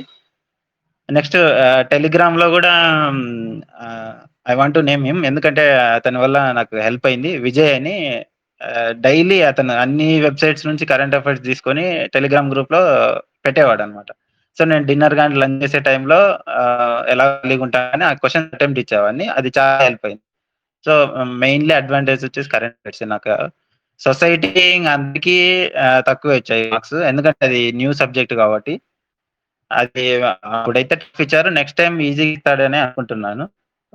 So, okay. అప్పుడు సిట్యుయేషన్ అనేది డిఫరెంట్. అన్ని టఫ్ వచ్చాయి. నెక్స్ట్ టైమ్ ఈజీ టు మీడియమే గాని వస్తాయనుకుంటాను ప్రిలిమ్స్. గోవర్ధన్. సార్ చెప్పండి. ఇప్పుడు ఆ టైంలో at the time of prelims కేవలం 69 డేస్ ఉంది. Yes sir. 69 రోజులు ఉండేటప్పుడు జనరల్‌గా భయమేస్తది అందరికి. చాలా తక్కువ టైం ఉంది. 69 రోజుల్లో మనం ప్రిలిమ్స్ ఎలా క్లియర్ చేయాలి? ఆహ్, పోస్ట్‌పోన్ అయితే బాగుండు అనేటటువంటి ఫీలింగ్ నీకేమైనా వచ్చిందా ఆ టైంలో? థిస్ ఈస్ ద మోస్ట్ ఆ! Important question. Yes sir. Postpone హ్మ్. అనే ఫీలింగ్ ఎనీ టైమ్ ఉంటుంది సార్. ఎగ్జామ్ లేకున్నా పోస్ట్‌పోన్ అవ్వాలనే అనుకుంటారు మనసులో. కానీ అది చాలా తప్పు. ఒక్కసారి పోస్ట్‌పోన్ అవ్వడం వల్ల ఎన్నో ఫ్యాక్టర్స్ అది మిస్‌లీడ్ అవుతాయి. మనం ఆల్రెడీ ఎక్స్‌పీరియన్స్ చేసారు చాలా మంది. జులై 28 జరగాల్సిన ఎగ్జామ్ ఫిబ్రవరి 23 జరగడం వల్ల ఎన్నో మిస్‌ఇన్ఫర్మేషన్ అనేది స్ప్రెడ్ అయింది. సో, ఎగ్జామ్ ఏ టైమ్‌లో జరగాలో ఆ టైమ్‌లో జరగాలి. ప్రిలిమ్స్‌కి ఆ టైమ్‌లో 1:50కి 2 మంత్స్ అనేది మోర్ థాన్ ఎనఫ్. మనం ఒక ప్లాట్‌ఫార్మ్‌లో దురాసారదనే కాదు మీకు ఏది ఇష్టమైతే ఆ ఇన్‌స్టిట్యూట్‌లో ఆన్‌లైన్ ఇన్‌స్టిట్యూట్‌లో మీరు టెస్ట్ సిరీస్ ప్రాక్టీస్ చేయండి. ఆ 2 మంత్స్ అనేది మోర్ థాన్ ఎనఫ్. ఎందుకంటే మనకి 150కి 150 మార్క్స్ అవసరం లేదు. జస్ట్ 75 అవసరం 75 మార్క్స్ అవసరం. సో, పోస్ట్‌పోన్ అనే ఆలోచన అయితే వదిలేయండి. ఎందుకంటే నోటిఫికేషన్ ఇప్పుడు ఇయర్ ఎండింగ్ అంటున్నాం. ఇక్కడే మనకి 1 ఇయర్ టైమ్ ఉంది. ఈ టైమ్ సరిపోదా? ఇప్పుడు చదివినా నోటిఫికేషన్ వచ్చినాక చదివినా ఒకటే. So, okay. ఆ ప్రిపరేషన్ అనేది ఆ ఎఫర్ట్ ఏదో ఇప్పుడే పెడితే నోటిఫికేషన్ వచ్చిన తర్వాత 2 మంత్స్ అనేది మోర్ థాన్ ఎనఫ్ ప్రిలిమ్స్‌కి. జస్ట్ క్వాలిఫైయింగ్ నేచరే కాబట్టి.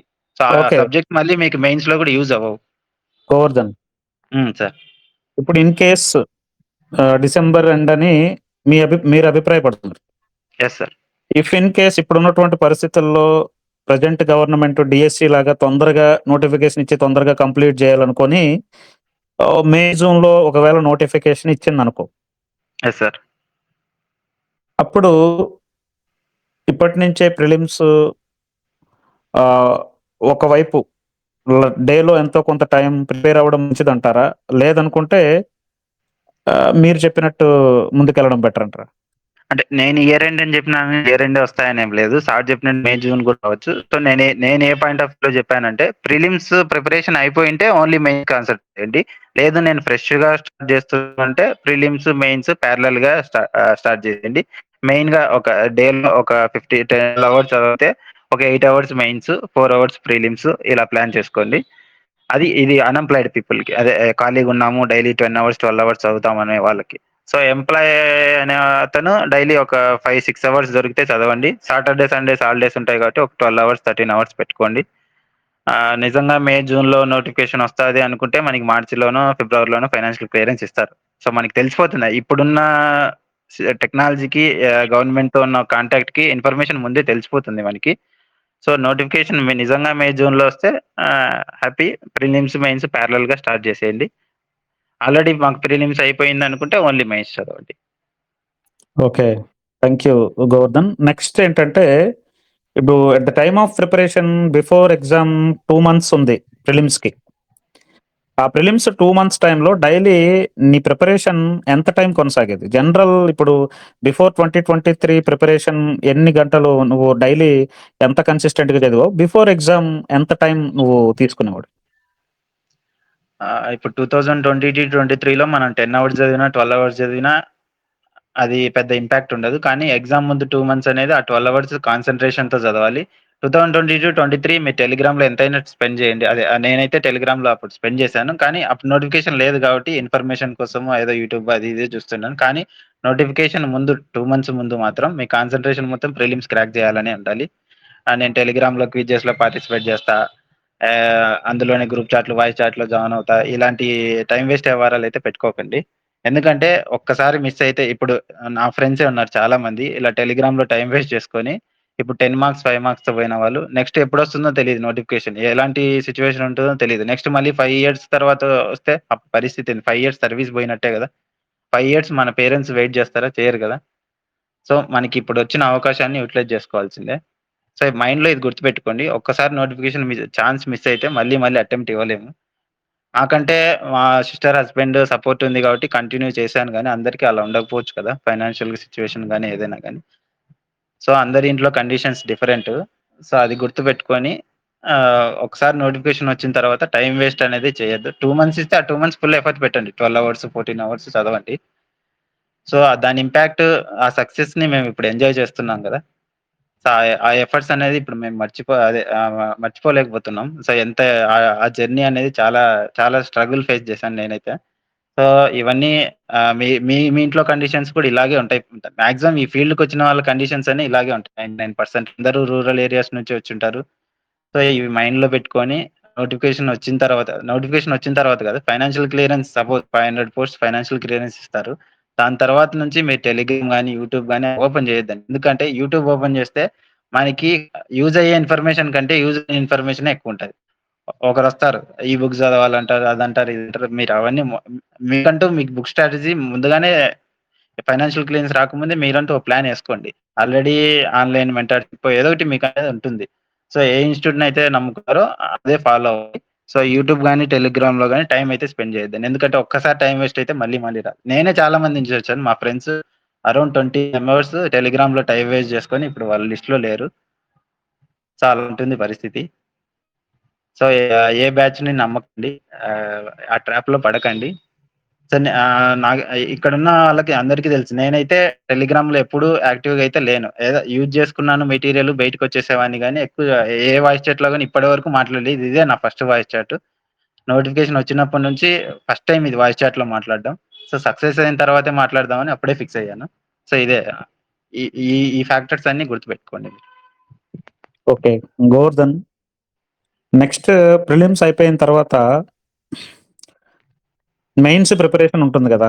జనరల్‌గా చాలామందేంటంటే ప్రిలిమ్స్ అయిపోయిన తర్వాత మెయిన్స్ ప్రిలిమ్స్ రిజల్ట్ వచ్చినాక మెయిన్స్ ప్రారంభిద్దామని అనుకుంటారు. Yes sir. అంటే చాలా మందికేంటంటే అప్పుడున్నటువంటి పరిస్థితుల్లో పేపర్ టఫ్‌గా ఉంది. 25 మార్కులొచ్చినాయి, 30 మార్కులొచ్చినాయి. నాకు ప్రిలిమ్స్ అవ్వదు అనుకునేటటువంటి ఉద్దేశంతో చాలా మంది ప్రిపరేషన్‌ని ఆపేశారు. కానీ ఆ రోజు మనం వాయిస్ చాట్ లైవ్‌లో పెట్టి మనం చెప్పాం గుర్తుందా? యెస్ సార్ చెప్పారు. ఎంత కట్ ఆఫ్ ఉంటుందని ఆ ఎక్స్‌పెక్టేషన్ మనం మాట్లాడుకున్నాం కూడా. Yes sir. Yes sir. ఆ టైంలో చాలా మంది స్టూడెంట్స్ వరకు ఏంటంటే కట్ ఆఫ్ 35, 25-30 మధ్యలోనే ఉంటుంది. ఇప్పటికి 1:100 బజ్ అనేది ఉంది కాబట్టి అలా ఇస్తే కట్ ఆఫ్ అనేది తక్కువే ఉంటుందని చాలా మందిని కాంపిటీటివ్‌లో నిలబెట్టాం ఆ 2 మంత్స్. అయితే వెంటనే మనకి మెయిన్స్ జరగలేదు. మెయిన్స్ జరుగుతాది అనేటటువంటి ఉద్దేశం స్టూడెంట్స్‌ని సైడ్ ట్రాక్ పట్టకుండా ఉండాలనేటువంటి ఉద్దేశంతో మనం ట్రై చేసాం. తర్వాత అది ఆఫ్‌కోర్స్ అది ఇదయింది. అంటే మనకి లేట్ అయింది అవ్వచ్చు. అయితే ఈ టైంలో ప్రిలిమ్స్ రిజల్ట్ వరకు నువ్వు వెయిట్ చేశావా ప్రిపరేషన్ కోసం? వెంటనే ప్రిలిమ్స్ అయిపోయిన తర్వాత సీరియస్‌గా ప్రిపరేషన్ స్టార్ట్ చేశావా? యెస్. ఇది మెయిన్ పాయింట్ అండి. ప్రిలిమ్స్ అయిన నెక్స్ట్ డేనే మనం యూట్యూబ్ ఓపెన్ చేస్తే ఇది కట్ ఆఫ్, ఇంత కట్ ఆఫ్ టెలిగ్రామ్‌లో డిస్కషన్ పెట్టేస్తారు. 1:15 ఉంటే ఇంత, 1:50 ఉంటే ఎంత అని. సో, అప్పుడు కూడా మా టైమ్‌లో గూడా 70 కట్ ఆఫ్ అన్నారు ఫస్ట్. 1:50కే 70 అన్నారు. సో, 70 కట్ ఆఫ్ అన్నప్పుడు 30 మార్క్స్ వచ్చినోడు ప్రిపరేషన్ వదిలేసినాడు. నేను ఎలాగో క్వాలిఫై గాను కదా అని. నా ఫ్రెండే ఒకతను, అతని నేమ్ చెప్పను. అతనికి 33 మార్క్స్ వచ్చాయి. సో, నేను ఎలాగో క్వాలిఫై కాను కదా అని అతను ప్రిపరేషన్ ఆపేసాడు రిజల్ట్స్ వచ్చేంత వరకు. రిజల్ట్స్ 1 ½ మంత్ తర్వాతొచ్చాయి. కానీ అక్కడ ఫైనల్‌గా కట్ ఆఫ్ చూస్తే 18 మార్క్స్ అనుకుంటాను ప్రిలిమ్స్. సో, అతను ప్రిపరేషన్ ఆపేయడం వల్ల అతను ఆ టైమ్ ఏదైతే కోల్పోయాడు కదా! ఎగ్జామ్ పోస్ట్‌పోన్ అయింది కాబట్టి వచ్చింది టైమ్. ఒకవేళ నెక్స్ట్ టైము 2 ½ మంత్స్ తర్వాతే మెయిన్స్ ఎగ్జామ్ పెడితే, ఇక్కడ 1 ½ మంత్ తర్వాత రిజల్ట్ వచ్చి తర్వాత 2 మంత్స్‌లో మెయిన్స్ ఎగ్జామ్ పెడితే, ఈ 1 ½ మంత్ వేస్ట్ అయినట్టే కదా! సో, మీరు రిజల్ట్స్ కోసం వెయిట్ చేయకుండా కట్ ఆఫ్ తక్కువ ఉంటుందని ఊహించుకొని మీరు 1 ½ మంత్ చదవడం వల్ల నష్టమైతే లేదు. నెక్స్ట్ టైమ్‌కైనా యూజ్ అయితది. ఒకవేళ క్వాలిఫై కాకపోయినా గాని. సో, ప్రిలిమ్స్ నెక్స్ట్ డే నుంచే ప్రిపరేషన్ స్టార్ట్ చేయడం బెస్ట్. Thank you Govardhan. తర్వాత నెక్స్ట్ ద మోస్ట్ ఇంపార్టెంట్ నీ లైఫ్‌లో ఈ ర్యాంక్ రావడానికి కావాల్సినటువంటి మెయిన్స్ ప్రిపరేషన్ ఏదైతే ఉందో, వన్స్ ప్రిలిమ్స్ రిజల్ట్ వచ్చిన తర్వాతే నీ సీరియస్ ప్రిపరేషన్ అనేది అంటే ఫుల్ టైమ్ ప్రిపరేషన్ అనేది క్లియర్‌గా స్టార్ట్ అయింది. నాకు తెలుసు ఆ విషయం. అయితే మెయిన్స్ ప్రిపరేషన్‌లో పర్టిక్యులర్‌గా అప్పటికి ప్రతి ఒక్కరు భయపడుతున్నటువంటి సబ్జెక్ట్ ఏంటంటే కొత్తగా సైన్స్ అండ్ టెక్నాలజీ 2023 ఏప్రిల్ ఎండింగ్‌లో సైన్స్ అండ్ టెక్నాలజీ కొత్తగా 75 మార్క్స్‌కి ఇంట్రొడ్యూస్ చేయడం జరిగింది. అయితే ప్రిలిమ్స్ అయిపోయిన తర్వాతే అందరూ సైన్స్ అండ్ టెక్నాలజీ సీరియస్‌గా ప్రిపరేషన్ మొదలుపెట్టారు. ఎందుకంటే 75 మార్క్స్ వెయిటేజ్ సైన్స్ అండ్ టెక్నాలజీకి ఉంది కాబట్టి అందరూ చాలా భయపడి the maximum concentration in there preparation science and టెక్నాలజీకి ఇవ్వడం జరిగింది. అయితే సైన్స్ అండ్ టెక్నాలజీ పేపర్ అనేది ఫైనల్‌గా మనం అనుకున్నంత రేంజ్‌లో మనం అనుకున్నట్టు రాకపోయినా సరే సైన్స్ అండ్ టెక్నాలజీ 75 మార్క్స్ ఉంది కాబట్టి the most crucial part play చేసింది. అండ్ సైన్స్ అండ్ టెక్నాలజీ మనం అనుకున్నట్టు రాకుండా బేసిక్ లెవెల్‌లో సైన్స్ అండ్ టెక్నాలజీని తీసుకురావడం, అలాంటి క్వెషన్ పేపర్ ఇవ్వడం. నీ ప్రిపరేషన్‌లో నువ్వు సైన్స్ అండ్ టెక్నాలజీకి పర్టిక్యులర్‌గా ఏ రిఫరెన్సెస్ తీసుకున్నావు? సైన్స్ అండ్ టెక్నాలజీ ప్రిపరేషన్ అనేది ఏ విధంగా జరిగింది? ఎందుకంటే this is the most important. ఎందుకంటే ప్రతిసారి క్వెషన్ పేపర్ అలాగే రాకపోవచ్చు. ఒక్కోసారి తర్వాత నెక్స్ట్ జరిగినటువంటి ఎన్టీఆర్ హెల్త్ యూనివర్సిటీ ఇంకా బెటర్ ఏంటంటే యాస్ పర్ సిలబస్ ప్రతి టాపిక్ కవర్ చేసి ఇవ్వడం జరిగింది. మనం ఆల్రెడీ డిస్కస్ చేసుకున్నాం కూడా.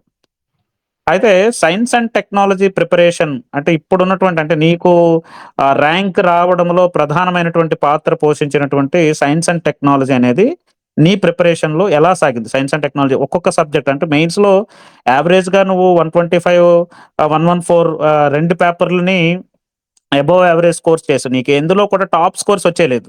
కానీ ప్రతి సబ్జెక్ట్‌లో కూడా యావరేజ్‌గా 60, 60, 60 మార్కులు ఫస్ట్ పేపర్ 124 అంటే యావరేజ్ చేస్తే 62, 62 వస్తుంది. సెకండ్ పేపర్ 114 అంటే యావరేజ్ ఎంతొస్తుంది? 57, 57 వస్తుంది. అంటే యావరేజ్‌గా నువ్వు ఏంటంటే మాక్సిమం ప్రతి సబ్జెక్ట్‌లో టాపర్ అంటే 70 నువ్వు సైన్స్ అండ్ ఏపీ హిస్టరీలో 70 కొట్టలేదు. సైన్స్ అండ్ టెక్నాలజీలో 70 కొట్టలేదు. అయినా సరే యావరేజ్ నీ స్కోర్ అనేది 238 ఉందంటే యావరేజ్ 60కొచ్చింది. నీ ప్రిపరేషన్‌లో 4 సబ్జెక్టులనికి నువ్వు ఎలాంటి ప్రాధాన్యత ఇచ్చావు? కొంతమంది ప్రిపరేషన్‌లో ఏంటంటే నాకు సైన్స్ అండ్ టెక్నాలజీ కష్టం కాబట్టి మాత్రమే ప్రిపేర్ అవుతాను. లేదంటే నాకు సైన్స్ అండ్ టెక్నాలజీ కష్టం కాబట్టి మిగతా సబ్జెక్టులో ఎక్కువ స్కోర్ తెచ్చుకుంటానని జనరల్ డిఫరెంట్ స్ట్రాటజీస్ పెట్టుకుంటారు. అవన్నీ ఫెయిల్ అవుతున్నాయి జనరల్‌గా. అయితే నేను మొదటి నుంచి వీళ్ళకి చెప్పిందేంటంటే యావరేజ్ మనకెప్పుడు ర్యాంక్ ప్రతి టాపిక్‌లో, ప్రతి సబ్జెక్ట్‌లో ర్యాంక్ వచ్చేయవలసిన అవసరం లేదు. 60, 65 మార్కులు ప్రతి దాంట్లో మీరు స్కోర్ చేయగలిగితే మీకు sub registrar and municipal commissioner range post మీకొస్తుందని అప్పట్లో మనం మాట్లాడుకునేవాళ్ళం. స్టూడెంట్స్‌తో కూడా మనం మాట్లాడేవాళ్ళం. అయితే నీకు నీ ప్రిపరేషన్‌లో పర్టిక్యులర్‌గా మెయిన్స్‌లో ఒక్కొక్క సబ్జెక్ట్‌లో ఫస్ట్ మనకి సైన్స్ అండ్ టెక్నాలజీ ప్రిపరేషన్ అనేది ఎలా సాగింది? అసలు నువ్వు ఏ కంటెంట్ నువ్వు తీసుకున్నావు? ఎలాంటి రిఫరెన్సెస్ తీసుకున్నావు? అనేది ఇది చెప్పాల్సిందిగా నేను కోరుకుంటున్నాను. హ్మ్. Okay sir. ఇక్కడ సార్ చెప్పినట్టు ప్రతి సబ్జెక్ట్‌లో మనకి పీహెచ్‌డీ ఏమి అవసరం లేదు. బేసిక్‌గా యావరేజ్‌గా చదివేస్తే చాలు. సో, మా టైమ్‌లో గూడా ఏపీ హిస్టరీకైతే university books MA, PhD, Nagarjuna university అనుకుంటా పెద్ద పెద్ద బుక్స్ తీసుకొని చదివేవాళ్ళు. మనకిక్కడ 75-75 అవసరం లేదు. ఎవరికీ రావు. ఆ యూనివర్సిటీ బుక్స్ చదివినా 75-75 రావు. సో, వాడు ఎగ్జామినర్ ఎలా ఇస్తాడంటే 30 ఈజీ, ఇంకో 20 హార్డ్, ఇంకో మిగతా మీడియం అలా ఇస్తాడు. సో, మనకి యావరేజ్‌గా ప్రతి సబ్జెక్ట్ 60-65 మధ్యలో వచ్చినా చాలు. సో, ఇక్కడ నేను ఆ మెయిన్స్ టైమ్‌లో మెయిన్‌గా సైన్స్ అండ్ టెక్నాలజీకి నేను ముందే కంప్లీట్ చేశాను. ఆల్‌మోస్ట్ 5 ఆర్ 6 రిఫరెన్స్ బుక్స్ అనేది తీసుకొని చదివాను. కానీ ఆ టైంలోనే ధ్రువ సార్‌తో అడిగాను. అదే సార్ అప్పుడే స్టార్ట్ చేశారు science and technology material. So, మేము డైలీ డిస్కస్ చేసేవాళ్ళం. ఇక్కడ మెయిన్ పాయింట్ ఏందంటే ఎగ్జామ్‌కి ఏం చదవాలో కాదు, ఏం చదవకూడదో తెలియాలి. ఇప్పుడు మనం మార్కెట్‌లో సైన్స్ అండ్ టెక్నాలజీ ఆ టైంలో ఎన్ని బుక్స్ రిలీజ్ అయినాయో తెలుసు. కలర్‌ఫుల్‌గా రిలీజ్ అయినాయి. అందులో ఎంత డంప్ ఉందో కూడా తెలుసు. అదంతా చదివి టైం వేస్ట్ తప్ప ఏం యూజ్ లేదు. సో, ధ్రువ సారు నాకు ఇప్పటికీ గుర్తుంది. ఆ రోజు నైట్ 11కి ఒక 10 బుక్స్ పెట్టి, ఈ 10 బుక్స్‌లో మెయిన్ పాయింట్స్ అనేది ఒక మెటీరియల్ రెడీ చేస్తున్నానని చెప్పి నా ఒపీనియన్ అడిగాడు. నాకు మెయిన్‌గా నాకున్న బ్యాడ్ హాబిట్ ఏందంటే నేను నోట్స్ రాయను. నాకు నోట్స్ రాసే అలవాటు లేదు. వీడియోస్ చూసే అలవాటు లేదు. అంటే అది మెయిన్ యాక్చువల్‌గా ఇది ఉండకూడదు కాంపిటీటివ్ ఫీల్డ్‌లో నోట్స్ అనేది షార్ట్ నోట్స్ అనేది రెడీ చేసుకోవాలి. సో, నేను సార్‌ని ఏమడిగానంటే, "సార్ నేను ఈ బుక్స్ మీకు చెప్తాను. ఒక 10 బుక్స్. నేను బేసికల్లీ ఈ science and technology English medium prepare అయ్యాను. ఇంగ్లీష్ మీడియం బుక్సే. సారు మెయిన్‌గా తెలుగు మీడియం క్యాండిడేట్స్ కోసం స్పెషల్‌గా ఒక మెటీరియల్ అనేది రెడీ చేశారు. అది ఇప్పటి వరకు బయట పెట్టలేదు. అప్పుడే రిలీజ్ చేద్దాం అనుకున్నారు గానీ, ఫస్ట్ బ్యాచ్‌లో మాకొక్కటే కావాలి సార్. ఆ స్కోర్ అనేది సైన్స్ అండ్ టెక్నాలజీ మాకే కావాలి. బయటికి సర్క్యులేట్ అయితే అందరికొస్తాయి మార్క్స్. కానీ సార్‌ని రిలీజ్ చేయొద్దని చెప్పి మా బ్యాచ్‌కి ఒకటే అది సెపరేట్‌గా పీడీఎఫ్ చేసుకున్నాం.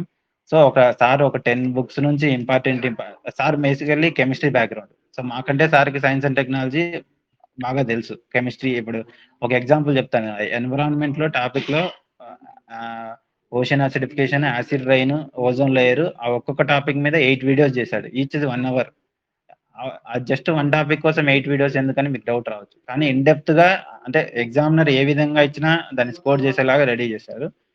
సో, నేను నోట్స్ రాయను కాబట్టి ఆ ఎఫర్ట్ మొత్తం సార్ మీద తోసేసాను. సార్ మీరు రెడీ చేయండి. నేను ఎగ్జామ్ ముందు ఆ క్విక్ రివిజన్ నేను చేసేసుకుంటాను అని సార్ కూడా ఓకే అన్నాడు. సో, అట్లా ఈచ్ టాపిక్‌కి ఇప్పుడు సపోజ్ ఇస్రో టాపిక్‌కి ఒక 150 పేజెస్, డీఆర్‌డీఓ ఒక 50 పేజెస్, సస్టైనబుల్ డెవలప్‌మెంట్ ఒక 30 pages, nuclear energy 40 pages. So, ఇప్పటికి గుర్తున్నాయి. సార్ రెడీ చేసి అది ప్యూర్ తెలుగు మీడియంలో ఉండేది. ఆ సార్ అప్పుడు ఇంగ్లీష్‌లో రెడీ చేయలేదు. సో, నాకప్పుడు కష్టంగా ఉన్నా గాని సార్‌ని అడిగి దాన్ని ట్రాన్స్‌లేట్ చేపించుకొని ఇంగ్లీష్‌లో ఆహ్, మెయిన్‌గా నాకు సైన్స్ అండ్ టెక్నాలజీలోనే ఎక్కువొచ్చాయి. ఎకనామీ 55 వచ్చాయి. Science and technology 61 వచ్చాయనుకుంటా. సో, ఇక్కడ ఇంకొకటి వాడు స్టాటిక్ ఇస్తాడా? కరెంట్ అఫైర్స్ ఇస్తాడా? అనేది ఎవరికీ తెలీదు. ఎందుకంటే ప్రిలిమ్స్ మెయిన్‌గా కరెంట్ అఫైర్స్ మీద కాన్సంట్రేట్ చేశారు. ఏ సబ్జెక్ట్ అయినా గాని. సో, మెయిన్స్‌లో స్టాటిక్ ఇస్తాడా? కరెంట్ అఫైర్స్ ఇస్తాడా? అని ఎవ్వరికీ తెలీదు. కానీ మేము డిస్కషన్ చేసి ప్రీవియస్ పేపర్స్ చూసి ఏ గవర్నమెంట్‌లో ఎలా ఉంటాయి పేపర్స్, ఆన్‌లైన్ ఎగ్జామ్ అయితే ఒక స్ట్రాటజీ, ఆఫ్‌లైన్ ఎగ్జామ్ అయితే ఒక స్ట్రాటజీ. ఇదే మెయిన్స్ ఎగ్జామ్ ఆన్‌లైన్ జరిగింటే ఒకలాగుండేది పేపర్.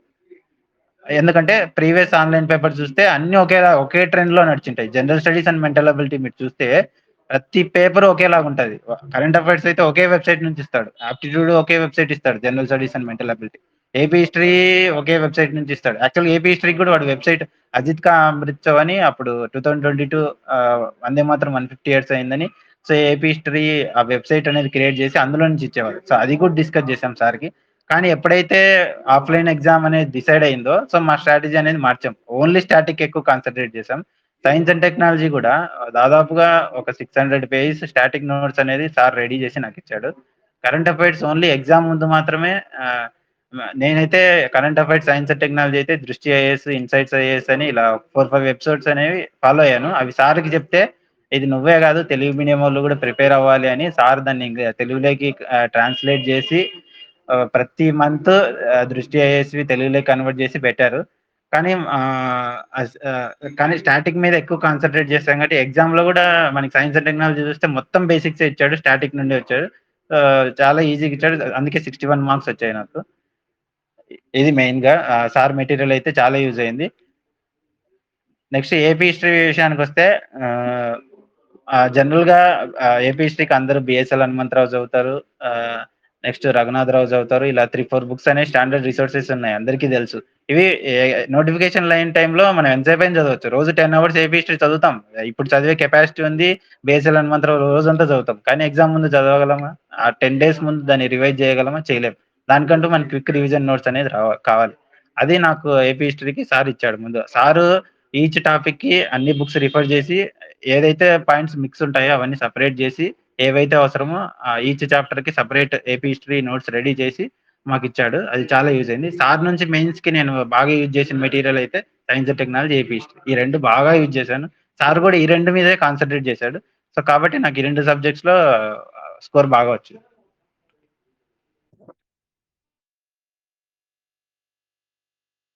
గోవర్ధన్, చెప్పండి సార్. ఇప్పుడు science and technology and AP history పర్టికులర్‌గా నేనిచ్చినటువంటి కంటెంట్ నీకు ఉపయోగపడింది. అండ్ నీకున్నటువంటి పర్సనల్ ప్రిపరేషన్ కూడా యూజ్ అయింది. At the same time AP economy AP ఎకానమీకి అప్పట్లో మనకి తక్కువ టైం ఉండేది. సిలబస్ ఏమో బుక్స్ అనేవి చాలా 400-500 పేజెస్ ఉండేవి. ఆ టైంలో మనకి రివిజన్ చేయడం కూడా చాలా కష్టంగా ఉండేది. అలాంటి టైంలో ఏపీ ఎకానమీకి నువ్వేం చేశావు? పర్టిక్యులర్‌గా ఏపీ ఎకానమీకి బయట రిఫరెన్సెస్ ఏమైనా చూసావా? ఓన్లీ బడ్జెట్ అండ్ సర్వే మాత్రమే చూసావు. చాలామందేంటంటే ఆహ్, డంప్ చదవాలి, ఎక్కువ చదవాలనేటటువంటి ఉద్దేశంతో ఏపీ ఎకానమీ బాగా స్టాటిక్ ఉంటుంది కాబట్టి చాలా ఎక్కువ చదువుతారు. చాలా ఎక్కువ నంబర్స్ చదువుతారు. చాలా ఎక్కువ కంటెంట్ చదువుతారు. ఎందుకంటే ఈజీగా స్కోర్ చేయొచ్చు. అండ్ పర్టిక్యులర్‌గా 75 మార్క్స్ ఎకానమీ అంటే అందులో 50% of the questions AP economy వస్తాయని అందరూ అనుకునేవారు. అనుకోని యాక్చువల్‌గా ఎగ్జామ్‌కెళ్లారు. దురదృష్టవశాత్తు ఏపీ ఎకానమీ నుంచి కేవలం 18 క్వెషన్‌లే ఇచ్చాడు. ఆ 18 క్వెషన్‌లు కూడా directly from AP economic survey, budget and recent government ఇచ్చినటువంటి పాలిసీస్ మీదే 100% క్వెషన్. 18 క్వెషన్‌లు కూడా యాస్ ఇట్ ఈస్‌గా అలాగే వచ్చాయి. అయితే ఏపీ ఎకానమీకి ఏం చదివావు? నీ ప్రిపరేషన్‌లో ఏపీ ఎకానమీకి ఏ కంటెంట్ చూసావు? మెయిన్‌గా ఫ్రెషర్స్‌కి ఏపీ ఎకనామీ గురించి జెప్పాలి. మీరు ఒక ట్రాప్‌లో పడకండి. ఏపీ ఎకనామిక్ సర్వే, బడ్జెట్ ఇప్పుడొచ్చే సర్వే బడ్జెట్ అవసరం లేదు. ఎగ్జామ్ టైమ్‌లో ఆ ముందు ఇయర్ ఏవైతే సర్వే బడ్జెట్ ఉన్నాయో అవి మాత్రమే అడుగుతాడు. సో, మీరు ఇప్పటి నుంచే సర్వేలు, బడ్జెట్‌లు చదువుకుంటూ పోతే ఎవ్రీ ఇయర్ 400 పేజెస్ సర్వే ఉంటుంది. ఆ డేటా మొత్తం గుర్తుపెట్టి ఎవరు రోబో గూడా గుర్తుపెట్టుకోలేదు. అలా ఉంటుంది పరిస్థితి. సో, అది ఇప్పుడైతే చదువుతారు గానీ ఎగ్జామ్ ముందు అదంతా చదవాలంటే చాలా చాలా కష్టం. సో, ఎగ్జామ్ ముందు చాలా వచ్చాయి. అప్పుడు 1 ½ మంత్‌లో అది గవర్నమెంట్ కొత్తగా వచ్చింది కాబట్టి ఇండస్ట్రియల్ పాలిసీస్ ఒక 10 ఇండస్ట్రీస్ గురించి పాలిసీస్ రిలీజ్ చేశారు. వైట్ పేపర్స్ వచ్చాయి. బడ్జెట్ వచ్చింది. సర్వే వచ్చింది. ఇంకోటి స్వర్ణాంధ్ర 2047 అని అదైతే దాదాపు 300, 400 పేజెస్ వచ్చింది. మనం రిమైనింగ్ సబ్జెక్ట్స్ చదవాలా, ఏపీ ఎకనామీ చదవాలని చాలా డైలమాలో ఉంటారు. నెక్స్ట్ 75 మార్క్స్‌కి మాక్సిమం ఇస్తే ఏపీ ఎకనామీ 25-30 వస్తాయి. సో, మనం ఏపీ ఎకనామీని ఎగ్జామ్ ముందు ఆహ్ చదివితే సరిపోతుంది. అది సర్వే బడ్జెట్ ప్లస్ గవర్నమెంట్ నుంచి అఫీషియల్‌గా ఏమైతే వస్తాయో ఇండస్ట్రియల్ పాలిసీస్ అవన్నీ మీరు ఒకసారి చదివి పెట్టండి. తర్వాత ఎగ్జామ్ లాస్ట్ 10 డేస్ ముందు అవన్నీ రివైజ్ చేయలేము. ఇప్పుడు స్వర్ణాంధ్ర 2047 గాని అది ఎవరు మొత్తం చదివిండరు. నేను కూడా చదవలేదు. కానీ అందులో ఇంపార్టెంట్ పాయింట్స్ నోట్ చేసుకునే టైం ఉంటుందా? ఉండదు. సో, ఆ టైంలో ఏం చేశానంటే సార్‌కి చెప్పాను. సార్ నాకు అదే 1 మంత్ ముందు వచ్చిందనుకుంటా 2047 గాని, ఇండస్ట్రియల్ పాలిసీస్ గాని. సార్ నాకింత చదివే ఓపిక లేదు. మీరు చదివేసి ఆ షార్ట్ నోట్స్ ఏదో నాకు పడేస్తే నేను చదువుకుంటానన్నారు. సో, సారు ఆ పాలిసీస్ మొత్తం కలిపి ఒక 20 పేజెస్ ఏమో ఇంపార్టెంట్ ఫ్యాక్ట్స్ అయితే ఏముంటాయో ఇప్పుడు జనరల్‌గా పాయింట్స్ అయితే చదువుతాం. కానీ ఈ ఫ్యాక్చువల్ డేటా అనేది అన్నీ వెతుక్కొని రాసుకునే అంత ఓపిక మనకుండదు. ఆ టైం గూడా ఉండదు. సో, సార్‌కి చెప్తే అది మొత్తం షార్ట్ నోట్స్ లాగా 20 పేజెస్ రెడీ చేసి నాకిచ్చి, ఆ ఫ్యాక్ట్స్ ఎగ్జామ్‌కెళ్ళే ముందు గూడా, ముందు రోజు నైట్ ఏ విధంగా జరిగిందో ఎగ్జామ్ అట్మాస్ఫియర్ ఎలా ఉందో అందరికీ తెలుసు. ఎంత డిస్టర్బ్ మోడ్‌లో ఉన్నామో. కానీ ఆ రోజు నైట్ నేను సార్ నోట్స్ ఓపెన్ చేసి, ఆ ఫ్యాక్ట్స్ ఒకటి బై హార్ట్ చేశాను. ఆ ఎగ్జామ్ ముందు మధ్యాహ్నం గూడా ఆఫ్టర్‌నూన్ బై లక్ అది లక్ అనాలో, ఏమనాలో తెలీదు గానీ, ఆ 18 క్వెషన్స్ ఆ 20 పేజెస్ నుంచి వచ్చాయి. అది ప్యూర్ ఫ్యాక్ట్స్ వచ్చాయి ఏపీ ఎకనామీ. సో, అది ప్యూర్ లక్కే అనుకుంటాను. ఎందుకంటే, ఆ టైంలో సార్ మెటీరియల్ దొరకడం, సార్ మెటీరియల్ రెడీ జేయడం ఇంపాసిబుల్. సో, మా కోసం ఆ రోజు ఏపీ ఎకనామీ సార్ రెడీ జేశాడు కాబట్టి, నాకు ఏపీ ఎకనామీలోనే ఎక్కువొచ్చాయి. ఇండియన్ ఎకనామీ తక్కువొచ్చాయి యాక్చువల్లీ మార్క్స్. సార్ గూడా ఇండియన్ ఎకనామీ మీద కాన్సంట్రేట్ జేయలేదు ఆ టైంలో. సో, ఇప్పుడు నేను ఇండియన్ ఎకనామీ గూడా సారే ఇచ్చాడని అబద్ధం జెప్పొచ్చు. కానీ, అలా చెప్పకూడదు. జెన్యూన్‌గానే ఉండాలి కాబట్టి చెప్తున్నాను. సారయితే ఇండియన్ ఎకనామీ ఆ టైంలో కాన్సంట్రేట్ చేయలేదు. Only science and technology, AP history, AP economy వీటి మీద ఎక్కువ కరెంట్ అఫైర్స్ కాన్సంట్రేట్ చేశారు. సో, ఏపీ ఎకనామీ నాకు ఆల్‌మోస్ట్ ఎన్ని బిట్స్ ఔట్ ఆఫ్ మొత్తం 100% ఒక్క నెగెటివ్ మార్క్ కూడా పోలేదు. ఎందుకంటే ఆ టైంలో షార్ట్ నోట్స్ అనేది బాగా యూజ్ అయ్యింది. ఇండియన్ ఎకనామీ యాక్చువల్‌గా నేను అది తెలుగు టర్మినాలజీ మనకు అంత అర్థం కాదు కాబట్టి, నేను ఇండియన్ ఎకనామీకి చాలా సోర్సెస్ రిఫర్ చేశాను. నార్త్ ఇండియా వాళ్ళది మృణాల్ నోట్స్ అని ఉంటది. అది ఒక 1000 పేజెస్ ఉంటది. సో, ఆ మృణాల్ నోట్స్ మొత్తం చదివాను. రమేష్ సింగ్ చదివాను. నెక్స్ట్ 'వివేక్ సింగ్' అని 500 ఎంసీక్యూస్ చాలా బ్యూటిఫుల్‌గా ఉంటుంది. ఎవరైతే ఆ 500 ఎంసీక్యూస్ ప్రాక్టీస్ చేశారో ఆల్‌మోస్ట్ ప్రతి ఎగ్జామ్‌లో అవే ఇప్పటికి ఉంటాయి. మీకు కావాలంటే చెప్తాను. టెలిగ్రామ్‌లో 'వివేక్ సింగ్ ఎకనామీ బై వివేక్ సింగ్' అని ఉంటది. అందులో every year sir MCQs 500 MCQs పెడతారు. ఇంగ్లీష్ మీడియం వాళ్ళు బాగా యుటిలైజ్ చేసుకోండి. ఇండియన్ ఎకనామీ బాగా స్కోర్ చేయొచ్చు. నేను ధృవ సార్‌కి ఆ రోజు గూడా ఎగ్జామ్ తర్వాత చెప్పాను. సార్ మీరు Indian economy complete science and technology sir ఎంత టైమ్ తీసుకొని, ఎంత ఎఫర్ట్ పెట్టి అంత బ్యూటిఫుల్ మెటీరియల్ రెడీ చేశారో, ఎకనామీ గూడా మీరు రెడీ చేసుంటే నాకు ఇంకో 5 మార్క్స్ ఎక్కువ వచ్చేవి సార్ అని చెప్పాను. సార్ ఏమన్నారంటే అప్పుడు టైము కన్‌స్ట్రెయింట్స్ వల్ల చేయలేకపోయాను. కానీ నెక్స్ట్ నోటిఫికేషన్‌కి మాత్రం ఇప్పుడు సైన్స్ అండ్ టెక్నాలజీ ఏ విధంగా రెడీ చేశాను, ఏపీ హిస్టరీ ఎలా రెడీ చేశానో, ఇండియన్ ఎకనామీ అంతకంటే అద్భుతంగా కంటెంట్ రెడీ చేస్తాను. సో నెక్స్ట్ బ్యాచ్ కోసం రెడీ చేస్తున్నా అని చెప్పారు. ఇది సార్ నా ఏపీ ఎకనామీ గురించి. ఓకే. తర్వాత ఇండియన్ పాలిటీ ఏంటి? What is me your preparation? Indian polity మీద నీ ప్రిపరేషన్ ఏం చదివావు? కరెక్ట్‌గా ఎగ్జాక్ట్‌గా ఎన్ని రిఫరెన్సెస్ చదివావు? కరెంట్ అఫైర్స్ ఇండియన్ యొక్క పా పాత్ర ఏంటి ఇన్ ఇండియన్ పాలిటీలో? ఇండియన్ పాలిటీకి ఉన్న అడ్వాంటేజ్ ఏందంటే, మనకి సింగిల్ బుక్ ఉంది 'లక్ష్మీకాంత్' అందరికీ తెలుసు. అదొక్క బుక్ చదివితే చాలు. కానీ కొన్ని ఫ్యాక్ట్స్ అనేవి ఉంటాయి. ఆ ఫ్యాక్ట్స్ 'లక్ష్మీకాంత్‌లో' దొరకవు. అది యూపీఎస్సీ పాయింట్ ఆఫ్ వ్యూలో ఫ్యాక్ట్స్ అడగడు కాబట్టి 'లక్ష్మీకాంత్' బుక్‌లో దొరకవు. సో, దానికోసం నేను తెలుగు బుక్ ఏదో ఒకటి అయితే తెలుగు బుక్ అయితే తీసుకోవాలి. అది కృష్ణారెడ్డి అయినా గాని, వేరేదైనా గాని. నేనైతే అప్పుడు అవైలబిలిటీ కృష్ణారెడ్డి బుక్ ఉండింది కాబట్టి, అందులో ఇంపార్టెంట్ ఫ్యాక్ట్స్ ఏవైనా ఉన్నాయని నోట్ చేసుకొని, సో, 'లక్ష్మీకాంత్' ప్లస్ కృష్ణారెడ్డి చదివాను. ఇంకోటి అప్పుడు ఒక ట్రెండ్ నడిచింది. పాలిటీ మొత్తం కరెంట్ అఫైర్స్ ఇస్తాడు. కరెంట్ అఫైర్స్ మీదే ఫోకస్ జేయాలి. న్యూస్ పేపర్‌లో ఏ పాలిటీ ఆర్టికల్ ఉందో అంతా నోట్ జేసుకునేవాళ్ళం. యాక్చువల్‌గా అవసరం లేదు. పాలిటీ కూడా మాక్సిమం 90% స్టాటిక్కే అడుగుతారు. మీరు కరెంట్ అఫైర్స్ అనే ట్రాప్‌లో పడకండి. Current affairs only science and technology, Indian economy ఒక 30%, ఏపీ ఎకనామీ అయితే 100% కరెంట్ అఫైర్సే అడుగుతాడు. ఎందుకంటే మనకి అవైలబిలిటీగా రెడీగా ఉండే material AP economic survey, budget, policies అవన్నీ కరెంట్ అఫైర్సే కాబట్టి అవి అడుగుతాడు. కానీ పాలిటీకొచ్చేసరికి మనకి రెడీగా అవైలబిలిటీ మెటీరియల్ ఉంది 'లక్ష్మీకాంత్', 'కృష్ణారెడ్డి' ఈ 2 చదివితే చాలు మీకు స్కోర్ వచ్చేస్తది 75కి 60. కరెంట్ అఫైర్స్ నాకు తెలిసి ఎట్టి పరిస్థితిలో ఇవ్వడు పాలిటీ. సో, ఆ ట్రాప్‌లో పడకండి. కరెంట్ అఫైర్స్ చూసుకోండి. అంటే మన జాగ్రత్తలో మనం ఉండాలి కాబట్టి చూసుకోండి గానీ, ఎక్కువ స్టాటిక్ మీద, బేసిక్స్ మీద కాన్సంట్రేట్ చేయండి. అప్పుడు ఆ టైంలో ధృవ సార్ గూడా చెప్పాడు. పాలిటీకి యాక్చువల్లీ కృష్ణారెడ్డి బుక్ రిఫర్ చేసింది గూడా సారే నాకు చెప్పాడు. ఇది అంటే ఎక్కువ డంపు లేకుండా ఫ్యాక్ట్స్ మంచిగున్నాయని చెప్తే తెలుగు మీడియంలో ఆ బుక్ తీసుకున్నాను. ఇంకొకటి మనం ఇంగ్లీష్ మీడియం బ్యాక్‌గ్రౌండ్ నుంచి వచ్చాము. మేము తెలుగు చదవలేము. ఏపీ హిస్టరీ కూడా ఇంగ్లీష్‌లోనే చదువుతామంటే మనం కాంపిటీటివ్ ఫీల్డ్ నుంచి ఔట్ అవ్వాల్సిందే. సో, తప్పదు తెలుగు మీడియం చదవాల్సిందే. నెక్స్ట్ తెలుగు మీడియం వాళ్ళు కూడా ఇంగ్లీష్ బుక్స్ రిఫర్ చేయాల్సిందే. ఎందుకంటే ఇంతకుముందులాగా పరిస్థితి లేదు. ఒక 10, 15 ఇయర్స్ ముందంటే ఓన్లీ తెలుగు అకాడమీ నుంచి, తెలుగు మీడియం బుక్స్ నుంచి ఇచ్చేవాళ్ళు. సో, ఇప్పుడు అలా పరిస్థితి లేదు. వాళ్ళు ఏ వెబ్‌సైట్ నుంచైనా ఫాలో కావచ్చు. అవి ఇంగ్లీష్ వెబ్‌సైట్సే ఉంటాయి. ఇప్పుడు ఏపీ ఎకనామీకి సర్వే ఇంగ్లీష్‌లోనే ఉంటుంది. తెలుగులో ఉండదు. కానీ మనకి ఇక్కడ ధృవ సార్ అనే కాదు, వేరే మీకు ఇష్టమైన మెంటార్ ఎవరైనా గాని తెలుగులో రెడీ చేస్తే ఆ సర్వే అనేది తెలుగులో ట్రాన్స్‌లేట్ చేసి ఇస్తే చదవండి. కానీ ఎక్కువ డంప్ అనేది చేసే మెటీరియల్స్ ఇప్పుడు మార్కెట్‌లో ఏపీ ఎకనామిక్ సర్వే బుక్ అని రిలీజ్ చేస్తాడు. కానీ అందులో సర్వే తప్ప మిగతాది ఏదో కంటెంట్ ఉంటది. ఓల్డ్ డేటా ఉంటది. 2014 సన్‌రైజ్ స్టేట్ అని ఏవేవో ఉంటాయి. అవన్నీ మనకు అవసరం లేదు. అమరావతి ఫార్మ్ అయినప్పుడు ఆ వేస్ట్ కంటెంట్ అంతా మనకు అవసరం లేదు. ప్రెజెంట్ ఈ సర్వే రిలీజ్ చేసినప్పుడు బడ్జెట్ రిలీజ్ చేసి ఇప్పుడు ఇంకా ఇంతకుముందంటే 75 marks Indian economy, 75 marks AP economy ఉండేది. ఆ టైంలో ఏపీ ఎకనామీ చాలా ఇంపార్టెంట్. కానీ ఇప్పుడు అక్కడ ఇచ్చే 25 మార్క్స్ కోసం మనం ఏపీ ఎకనామీ మీద అంత కాన్సంట్రేట్ పెట్టాల్సిన అవసరం లేదు. సర్వే, బడ్జెట్, పాలిసీస్ అఫీషియల్‌గా ఏవైనా ఆ టైంలో వైట్ పేపర్స్ ఏమైనా రిలీజ్ చేస్తే చాలు. ఎలాగో మనకి ధృవ సార్ అవైలబిలిటీగా ఉంటారు కాబట్టి ఎనీ టైమ్. సో, సార్ ఇచ్చిన మెటీరియల్ ఏపీ ఎకనామీ అంటే ఇంగ్లీష్ మీడియం వాళ్ళకైతే సర్వే, బడ్జెట్ చదివేస్తారు. సో, తెలుగు మీడియం వాళ్ళకి సార్ ఇచ్చిన మెటీరియల్ సరిపోతుంది. సో, అదే అండి. తర్వాత గోవర్ధన్, చెప్పండి సార్. సైన్స్ అండ్ టెక్నాలజీలో ఇంత వాస్ట్ సిలబస్ ఉంది కదా!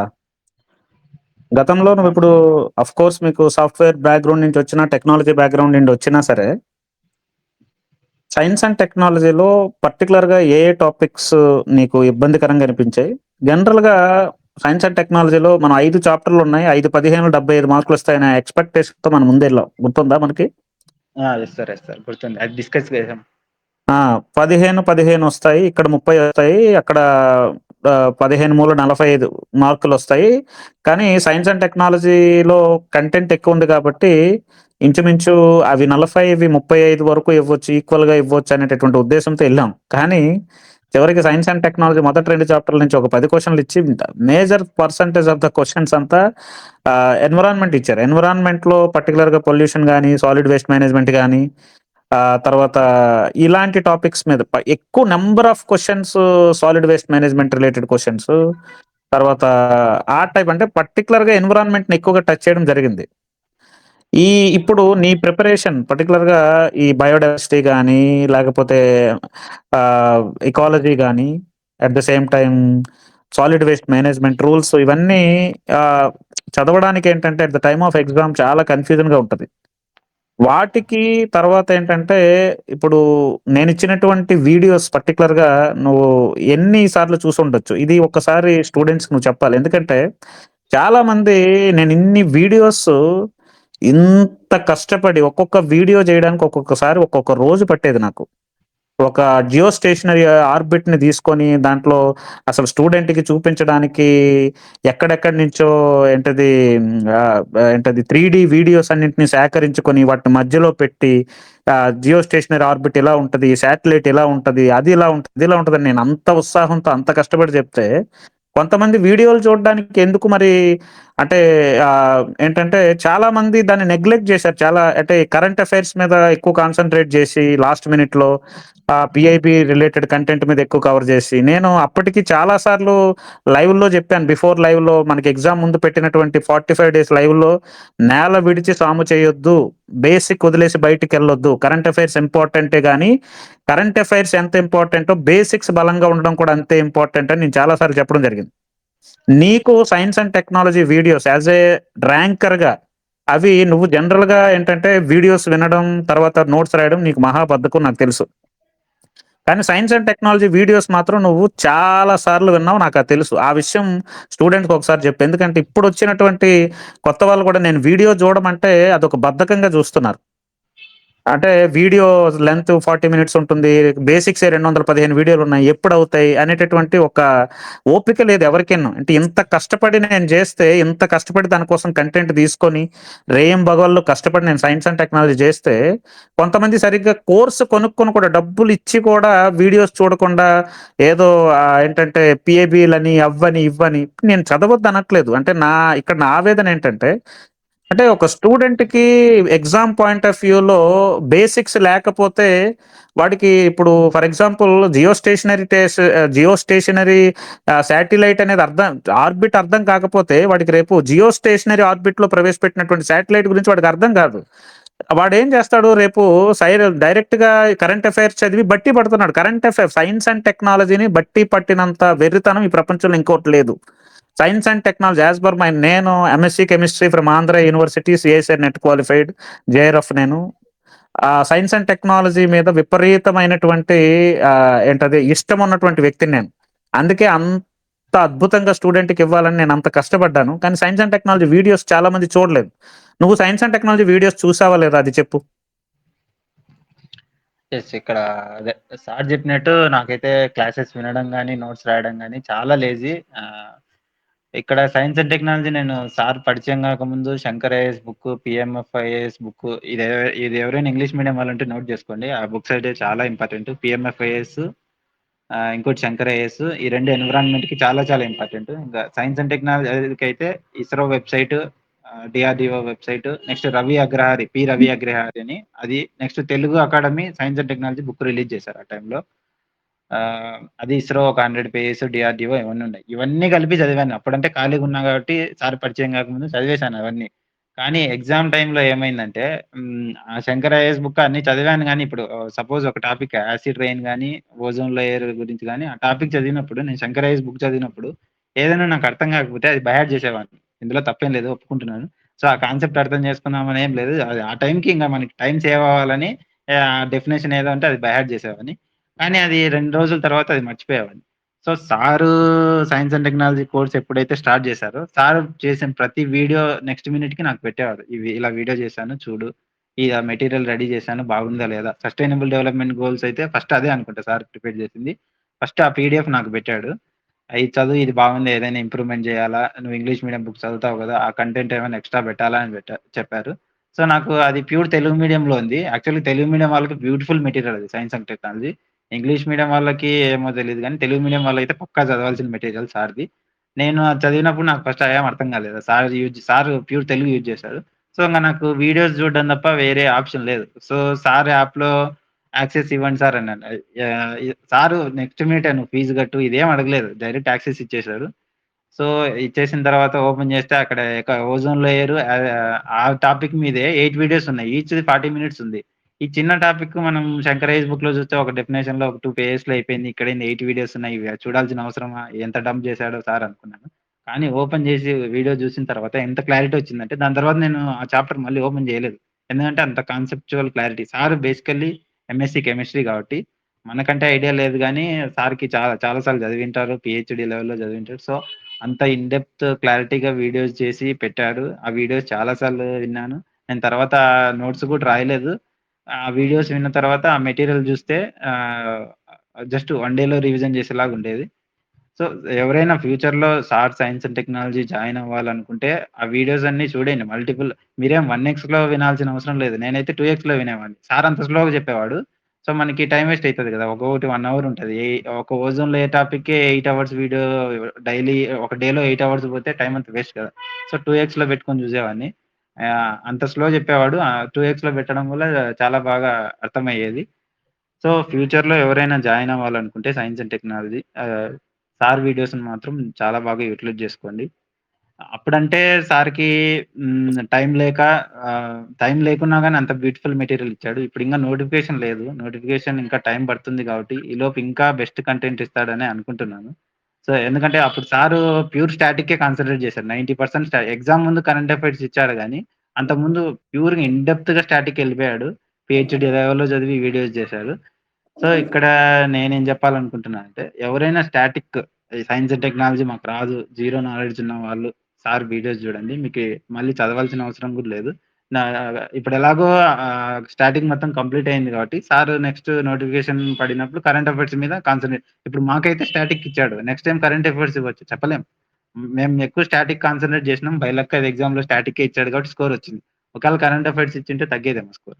సో, నెక్స్ట్ టైమ్‌కి సార్‌కి టైమ్ ఉంటది గాబట్టి కరెంట్ అఫైర్స్ గూడా స్ట్రెచ్ జేసి ప్రిపేర్ జేస్తాడు మెటీరియల్ 2 బ్యాలెన్స్ చేసి. Next PIB science and technology అయితే డైలీ 2 ఆర్ 3 టాపిక్స్ ఒస్తాయి పీఐబీలో. అట్లా మంత్లీ 60 టాపిక్స్ ఒస్తాయి. ఇయర్లీ ఇంకా 12, 6 అన్ని టాపిక్స్ మనకి రివైజ్ చేసేంత ఓపిక ఉండదు, టైం ఉండదు. సో, పీఐబీని బ్లైండ్‌గా ఫాలో అవ్వద్దండి. చదవండి. ఏదైతే ఇంపార్టెంటో అదే చదవండి. సో, ఎవరో చెప్పారని పీఐబీ మొత్తం మేము బట్టి కొడతాం. అక్కడ ఏదేదో టెక్నాలజీ స్టార్టప్స్ ఇన్వెంట్ జేసుంటాయి. అవన్నీ మనకి ఎగ్జామ్‌లో అడగడు. జస్ట్ స్టార్టప్ పేరు అడుగుతాడు గానీ, అందులో ఉన్న టెక్నికల్ డీటెయిల్స్ అన్నీ ఎగ్జామ్‌లో అడగడు. జస్ట్ ఏ స్టార్టప్‌గా ఇది ఇన్వెంట్ చేశారని అడుగుతారు గానీ, అందులో ఉన్న టెర్మినాలజీ మనకవసరం లేదు. ఏదైతే అవసరమో ఇక్కడ మెయిన్‌గా ఈ ఎగ్జామ్‌లో టాపరు, యావరేజ్ స్టూడెంట్ అని ఏముండదు. ఎవరైతే కన్సిస్టెంట్‌గా హార్డ్ వర్క్‌గా ఏది చదవాలో అది తెలిసిన వాళ్ళకే మార్క్స్ ఒస్తాయి. సో, ఆల్రెడీ సార్‌కి గాని ఆల్రెడీ అచీవ్ చేసిన వాళ్ళకి గాని ఎక్స్‌పీరియన్స్ ఉంది గాబట్టి, వాళ్ళ ఒపీనియన్ మీరు తీసుకుంటే మీకు టైమ్ సేవ్ అయితది. ఇప్పుడు మనం డే మొత్తం బుక్స్ కోసం గాని, ఏం చదవాలి గాని సెర్చ్ చేస్తే టైమ్ అంతా వేస్ట్ అయిపోతది. అదే ఆల్రెడీ తెలిసిన వాళ్ళ దగ్గర గైడెన్స్ గాని, మెంటర్‌షిప్ లాంటివి తీసుకుంటే మీకు టైమ్ సేవ్ అయితది. ఆహ్, 1 వీక్‌లో చదవాల్సింది 1 డేలో చదవచ్చు. సో, మళ్ళీ ఇంగ ఎగ్జామ్ పోస్ట్‌పోన్ కావాలి. మేమేం చదవలేదనే ఛాన్స్‌లు అదే అలాంటి ఆలోచనలు రావు. సో, ఎవరైనా నేనైతే సార్ సైన్స్ అండ్ టెక్నాలజీ బాగా యుటిలైజ్ చేసుకున్నాను కాబట్టి అది చెప్తున్నాను. ఇండియన్ ఎకనామీ సార్ ఫ్రాంక్‌గా చెప్తున్నా ఇప్పుడు ఇండియన్ ఎకనామీ సార్ చేయలేదు. చేయలేదంటే చేయలేదనే చెప్తాను. So, sir science and technology, AP history, AP economy అయితే నేను బాగా యుటిలైజ్ చేసుకున్నాను. మిగతా వాళ్ళు యూజ్ చేసుకున్నారో లేదో తెలీదు నాకు ఆ టైంలో. సో, నాకు మార్క్స్ రావడానికి ఈ 3 రీజన్ సెకండ్ పేపర్‌లో. అది సార్. ఓకే. తర్వాత బయోడైవర్సిటీలో పర్టిక్యులర్‌గా నీకు చాలా కొన్ని టాపిక్స్ అర్థం కాలేదు. ఏం చేయాలి అని నాకు అడిగావు. పర్టిక్యులర్‌గా గుర్తుందా? Yes sir. గుర్తుంది. అది ఇంకా గుర్తుంది. Alpha, beta, gamma diversities alpha, beta, తర్వాత గామా అది అది బయోడైవర్సిటీ తాలూకా ఈ కన్వెన్షన్స్ వాటి యొక్క క్రోనలాజికల్ ఆర్డర్ దేని తర్వాత ఏదొస్తుంది ఇదంతా ఆడు దాన్ని నువ్వెలా క్రాక్ చేశావు? ఆల్ఫా, బీటా డైవర్సిటీ అన్ని బుక్స్‌లో ఉంటది. ప్రతి బుక్ ఓపెన్ చేసినా బయోడైవర్సిటీలో ఫస్ట్ టాపిక్ అదే ఆల్ఫా, బీటా, గామా. ఆడు ఏమిచ్చుంటాడు డెఫినిషన్ ఇస్తాడు. అదే చదువుతాము. అది మనకేం అర్థం కాదు. ఏదో నార్మల్‌గా అర్థమైతది అంతే. కానీ సారు ఆల్ఫా, బీటా డైవర్సిటీ కంటే దాని గురించి ఒక 2 పేజెస్ రాశారు. దానికి ఎగ్జాంపుల్ ఇచ్చి ఆ డైవర్సిటీ ఎందుకు ఆల్ఫా అంటే ఏం డిఫరెన్స్ 2 కమ్యూనిటీ గాని, పాపులేషన్ గాని అబ్జర్వ్ చేసినప్పుడు ఆ రెండిటికి డిఫరెన్స్ ఏంటిదని సార్‌ని నేను అడుగుతాను. అది స్క్రీన్‌షాట్ పెట్టమని, ఆ మెటీరియల్ శాంపుల్ నోట్స్ పెట్టమని ఈ వాయిస్ చాట్ తర్వాత. నేను చెప్పడం కాదు. మీరే చదవండి ఆ టాపిక్. మీకు నచ్చితే జాయిన్ అవ్వండి సైన్స్ అండ్ టెక్నాలజీ. మీరే చూస్తారు కదా! డిఫరెన్స్ ఏందో. మామూలుగా నార్మల్ బుక్స్‌లో ఉండడానికి, సార్ మెటీరియల్‌లో ఉండడానికి చాలా డిఫరెన్స్ ఉంది. ఆ ఒక్క టాపిక్ చూడండి. సార్‌కి సార్ మీకు రిక్వెస్ట్ చేస్తున్నాను. ఆ శాంపుల్ నోట్స్ ఏదైనా ఉంటే పెట్టండి. ఆహ్, డెఫినెట్‌లీ పెడతాను. గ్రూప్‌లో పెడతాను. హ్మ్. చెప్పు నేను ఇంత జర్నీలో నీ దగ్గర నేను ఎంత ఫీస్ తీసుకున్నాను? ఆహ్, ఇది రియల్‌గా ఫ్యాక్ట్ అండి. నేను చెప్తున్నా గదా! ధ్రువ సార్‌కి నేను ఇప్పటి వరకు రూ. 1 గూడా ఇవ్వలేదు. ఫస్ట్ నుంచి. ఫస్ట్ కాల్‌లో ఏం మాట్లాడినానో లాస్ట్ కాల్‌లో గూడా అదే. ఇప్పటి వరకు సారు అడగలేదు. నే నేను ఇవ్వలేదు. ఎప్పుడైతే సైన్స్ అండ్ టెక్నాలజీ మెటీరియల్ ఇవ్వండి సార్ అంటే నెక్స్ట్ సెకండ్ పెట్టేవాడు. నువ్వు నాకు ఫీస్ కట్టలేదు, కోర్స్ కొనలేదు అనే మాటే రాలేదు. వీడియోస్ గాని సార్ యాక్సెస్ ఇవ్వండి సార్ అంటే ఇచ్చేవాడు. నాకే కాదు పూర్ పీపుల్ ఎవరైనా ఉంటే సార్ మా ఫ్రెండ్ అతనికి ఇవ్వండి సార్ అంటే ఇచ్చేవాడు. నీకిచ్చేది కాకుండా మీ వాళ్ళకి కూడా ఇవ్వాలా అని ఎప్పుడు సార్ అనలేదు. సో, ఆ మాట రాలేదు. సార్ ఏమనుకున్నాడంటే ఫస్ట్ బ్యాచ్‌కి మనం ప్యూర్ ఫ్రీగా కంటెంట్ ఇద్దాము. ఎప్పుడైతే మనం సక్సెస్ అయితామో ఆటోమేటిక్‌గా నెక్స్ట్ బ్యాచ్‌లో మనీ ఎప్పుడైనా సంపాదించొచ్చు. కానీ ఏదైతే మనం ఎథిక్స్ అనేది ఉండాలి కదా! ఇప్పుడు మనం బయట కోచింగ్ ఇన్‌స్టిట్యూట్ చూసుకుంటున్నాం. 10,000, 20,000 అనేది మనం పెట్టినా గాని వాడు 3 మంత్స్‌లో మొత్తం సిలబస్ చెప్తాడో లేదో కూడా తెలీదు. సో, ఇక్కడ మనకు సార్ ఫ్రీగానే ఒక రూ. 50,000 వాల్యూ ఇచ్చే కంటెంట్ ఇచ్చాడు. So, specially thank you sir. Thank you ఇక్కడ గోవర్ధన్. ఇంకొక విషయము ఏంటంటే ఎవరైతే ఫ్రెషర్స్ మేము హైదరాబాద్ ఎళ్లి లేకుంటే వైజాగ్ ఎళ్లి చదువుదాం అనుకుంటారో ఆఫ్‌లైన్ ఇన్‌స్టిట్యూట్స్‌లో నా సజెషన్ అయితే వెళ్ళకండి. ఎందుకంటే నా ప్రిపరేషన్ మొత్తం బెంగుళూరులోనే జరిగింది. ఆన్‌లైన్‌లోనే జరిగింది. సార్‌తో నేను ఓన్లీ కాల్స్, మెసేజెస్ గాని ఎప్పుడు ఫేస్ టు ఫేస్ కలవలేదు. కానీ నాకు కావాల్సిన కంటెంట్ అయితే నాకొచ్చింది గదా! సార్‌దే తీసుకోమనట్లేదు. మీకిష్టం వచ్చిన ఏ ఆన్‌లైన్ ఇన్‌స్టిట్యూట్ అయినా తీసుకోండి. మీకు బెస్ట్ ఏదైతే అనిపిస్తుందో అది తీసుకోండి. ఆన్‌లైన్‌లోనే ప్రిపేర్ అవ్వండి. ఇప్పుడున్న టెక్నాలజీకి మొత్తం ఫోన్‌లోనే, ట్యాబ్‌లోనే వచ్చేస్తుంది. మీరు అశోక్ నగర్‌లో 2,00,000 ఖర్చయ్యి 1 ఇయర్‌కి నెక్స్ట్ ఇయర్ గూడా మళ్ళీ 2,00,000 ఖర్చయితది. మీరు పేరెంట్స్‌ని ఏమని అడుగుతారు? నెక్స్ట్ ఇయర్ మళ్ళీ ఛాన్స్ ఇవ్వని అడగగలుగుతారా? లేదు. అదే మీరు ఇంట్లోనే ఉంటే ఆ 2,00,000 సేవ్ అయితాయి. సో, నెక్స్ట్ ఇయర్ నోటిఫికేషన్ వస్తుందేమో ఇంకో ఛాన్స్ ఇవ్వండి అంటే పేరెంట్స్ ఛాన్స్ ఇస్తారు. నాకు 4 ఇయర్స్ ఛాన్స్ ఇవ్వడానికి అదే రీజన్. నాకు ఇయర్‌లీ ఏ ఖర్చయ్యేది గాదు. నేను అశోక్ నగర్‌లో లేను. వైజాగ్ ఎంవీఎఫ్‌బీ కాలనీలోను లేను. ఇంట్లోనే ఉన్నాను. ఇంట్లో ఉంటే ఖర్చేమి ఉండదు కదా! సో, ఆన్‌లైన్‌లోనే మొత్తం నాకిష్టమైన కోర్సెస్ అన్నీ బయట ఏమేమి దొరుకుతాయో అన్ని మెటీరియల్స్ కొనేవాడిని. ఎందుకంటే నాకేం ఖర్చులు లేవు కాబట్టి. సో, అదే చెప్తున్నాను. నా సజెషన్ అయితే మీకు జాయిన్ అవ్వాలనిపిస్తే జాయిన్ అవ్వండి అశోక్ నగర్‌లో. కానీ నా సజెషన్ అయితే అశోక్ నగర్ గాని, ఎంవీపీ అక్కడికెళ్ళితే ఆ కాంపిటీటివ్ ఫోబియాలో మీరు డీమోటివేట్ అయితారు. ఒక ఇన్‌స్టిట్యూట్‌కెళ్ళైతే 300 మెంబర్స్ ఉంటారు. వాళ్ళని చూసి భయపడే సగం మనకి ఇది ఎలాగో రాదులే వాళ్ళకే వచ్చేస్తదిలే అని డీమోటివేట్ అయితారు. సో, మనకి ఇప్పుడున్న టెక్నాలజీ ఏఐ వరల్డ్‌లో ఆన్‌లైన్‌లో మనకిన్ని దొరుకుతున్నప్పుడు ఆన్‌లైన్ ఇన్‌స్టిట్యూట్ ప్రిఫర్ చేయడమే బెటర్. ఆహ్, మాక్సిమం నేను అన్ని పాయింట్స్ కవర్ చేశాననే అనుకుంటున్నాను. ఆహ్, కావాలంటే సెపరేట్ బుక్స్ కోసం ఈ బుక్స్, మెటీరియల్స్ స్ట్రాటజీ అనేది తర్వాత ఎప్పుడైనా చెప్పుకోవచ్చు. సెపరేట్ బుక్స్ కంటే ఒక సెషన్ అనేది పెట్టుకుందాం. అండ్ ధ్రువ సార్ మీరు ఫస్ట్ నుంచి లాస్ట్ వరకు ఫస్ట్ కాల్‌లో ఎలా మాట్లాడాలో ఇప్పుడు కూడా అలాగే మాట్లాడుతున్నారు. చాలా చాలా థాంక్స్ సార్. ఈ జర్నీలో చాలా హెల్ప్ చేశారు. నేను నైట్ 1కి కూడా సార్‌కి కాల్ చేసేవాడిని. సార్ ఈ టైంలో కాల్ చేస్తున్నావు అని అనేవాడు కాదు. చెప్పకూడదని ఏంటి మ్యాటర్ అనేవాడు. సో, 1కి కూడా అందుబాటులో ఉన్నారంటే అది మా లక్ అనేది. నెక్స్ట్ బ్యాచ్‌కి సార్ అందరికి అవైలబిలిటీ ఉండారో లేదో చెప్పలేము. ఎందుకంటే మాకు ఆ టైంలో సార్‌కి బాండింగ్ అలాంటిదనమాట. 1కి కూడా లిఫ్ట్ చేసి మాట్లాడినారంటే అది నా లక్. ఎందుకంటే ఇక్కడ మెయిన్‌గా మిస్‌ఇన్ఫర్మేషన్. ఇన్ఫర్మేషన్ అథెంటికా కాదా అనేది తెలుసుకోవడమే సార్‌ని చాలా బాగా యుటిలైజ్ చేసుకున్నాను నేను. ఒక ఇన్ఫర్మేషన్ వస్తే సార్ అది నిజమా? ఫాల్సా? అనేది సార్ కనుక్కొని చెప్పేవారు. సో, నాకు ప్రిపరేషన్ కంటిన్యూ చేయడానికి చాలా చాలా హెల్ప్ చేశారు. చాలా చాలా thanks sir. Thank you Govardhan. నీకు కూడా నేను 5 సంవత్సరాలు కష్టపడి ఇంతవరకు నేను ఏ రోజు కూడా యూట్యూబ్‌లో గాని, బయట గాని, ఎక్కడ గాని ఈవెన్ నాకు తెలిసిన వాళ్ళకి కూడా మన ఇన్‌స్టిట్యూట్ గురించి చెప్పమని నేను ఏ రోజు అడగలేదు. ఏ రోజు ఒక యూట్యూబ్ వీడియోలో జాయిన్ అవ్వండి అని నేను ఏ రోజు అడగలేదు. నేను ఒకటే నమ్మాను. కంటెంట్ ఉంటే స్టూడెంట్ ఆటోమేటిక్‌గా వస్తారు. మనం సరైనటువంటి కంటెంట్‌తో స్టూడెంట్స్‌ని అట్రాక్ట్ చేద్దాం. అందుకే నువ్వు కూడా చాలా సార్లు చెప్పావు. యూట్యూబ్‌లో వీడియోలు పెట్టండి సార్ మీకసలు విపరీతమైనటువంటి క్రేజ్ ఉంటదని. కానీ నేనెందుకు యూట్యూబ్‌లో వీడియోస్ గాని, బయట గాని ఎక్కువ పెట్టలేదంటే, నా ప్రపంచం వేరు, నా లైఫ్ వేరు. నేను ప్రశాంతంగా ఉండాలనుకుంటా. డబ్బులు ఇవన్నీ కూడా నేను లైఫ్‌లో చాలా చూసాను. చాలా కష్టాలు ఎదుర్కొన్నాను. అన్నీ చూసే ఇక్కడి వరకు వచ్చాను. నాకర్థమైందేంటంటే జీవితంలో డబ్బు, పేరు వీటన్నిటికంటే నువ్వు ప్రశాంతంగా ఉండడం బెటర్. నువ్వు ప్రశాంతంగా ఉండాలి. వీలైతే 10 మందికి సాయం జేయాలి. మన వల్ల ఎవరికీ కూడా ఉపకారం జరగకపోయినా పర్లేదు గానీ, అపకారం జరగకుండా ఉంటే చాలు అనేటటువంటి సిద్ధాంతాన్ని నమ్మేటటువంటి వ్యక్తిని నేను. అందుకే ఇప్పటికీ చాలా మంది స్టూడెంట్స్ ఇప్పుడు ఈ రిజల్ట్‌లో 5 సబ్ రిజిస్ట్రార్స్ ఇప్పటికి నన్ను అంటే ఆశ్చర్యపోతున్నారు అందరూ. అంటే ఒకే ఒక్క పర్సన్ ఇంతమందికి చేశాడా?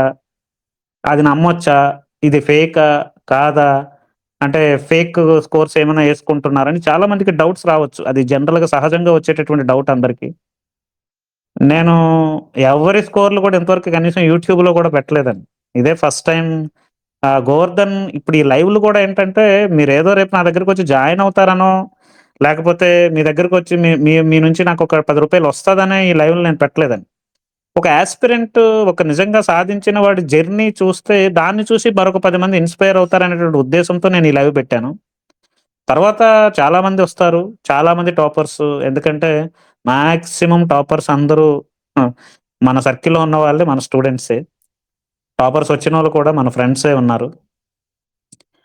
ప్రతి ఒక్కరిని కూడా నేను మాక్సిమం వీలన్నంత టైంలో నేను తీసుకొస్తాను. ప్రతి ఒక్కరి స్ట్రాటజీ మీకు ఒక్కొక్కరి స్ట్రాటజీలో మీకు ఉపయోగపడినటువంటి అంశాలు మీరు తీసుకోవచ్చు. డెఫినైట్‌లీ మీకది యూజ్ అవుతది. నేను యూట్యూబ్‌లో గాని, ఎక్కడ గాని ప్రమోషన్ నేనెందుకు చేయట్లేదంటే, మనం కంటెంట్ ఇచ్చినప్పుడు ప్రమోషన్ జేసుకోవాల్సిన అవసరం లేదు అనేటటువంటి నమ్మే వ్యక్తిని నేను.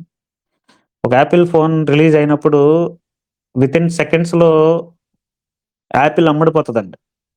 నాకదే స్ఫూర్తి. ఎందుకంటే యాపిల్‌కున్నటువంటి బ్రాండ్ వాల్యూ అలాంటిది. అదే విధంగా నేనెందుకు ప్రమోట్ జేయను అంటే, చాలా మంది చెప్పారు. ఇంత సక్సెస్ వచ్చింది. ఒక్కడివి ఇంతమంది స్టూడెంట్స్‌ని తయారు చేసావు. ఇంతమందికి ఎంప్లాయ్‌మెంట్ ఇచ్చావు. ఈ జర్నీలో నేను 2.5 సంవత్సరాలు లాస్ట్ 5 ఇయర్స్‌లో 2.5 సంవత్సరాలు నా ఉద్యోగానికి లీవ్ పెట్టానండి. లాంగ్ లీవ్ పెట్టానండి. 2.5 సంవత్సరాలు లాంగ్ లీవ్ పెట్టాను. నియర్లీ రూ. 18,00,000 నేను కోల్పోయానండి. నాకొచ్చే జీతాన్ని రూ. 18,00,000 కోల్పోయాను. 2.5 సంవత్సరాలు సర్వీస్ కోల్పోయాను. అయినా సరే ఏదో ఒకటి సాధించాలి.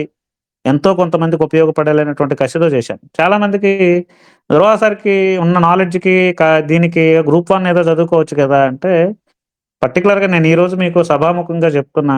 నాకు ఉద్యోగం అంటే ప్రతి ఒక్కరికి ఒక్కొక్క డ్రీమ్ ఉంటది. నాకు ఉద్యోగం అనేది అంటే 10-5 ఉద్యోగం చేయాలి అనేది నాకు నచ్చదు. అందుకని నేను ఉద్యోగం మీద ఎప్పుడు కూడా ఎఫర్ట్ పెట్టలేదు. ఆ ఎఫర్ట్స్ అనేవి నేను ప్లాట్‌ఫార్మ్ మీద పెట్టాను. లాస్ట్ 5 ఇయర్స్ ప్లాట్‌ఫార్మ్ మీద పెట్టాను. మీ అందరికీ గ్రూప్ 2 ఉద్యోగం సాధించడం మీకెంత ఇంపార్టెంటో, నేను నా తరపు నుంచి ఒక 100 మందినైనా సరే నేను గ్రూప్ 2లో నిలబెట్టాలనేటటువంటి కసితో నేను ఇదంతా చేశాను. ఆఫ్‌కోర్స్ 100 ఉద్యోగాలు సాధించలేకపోయాను.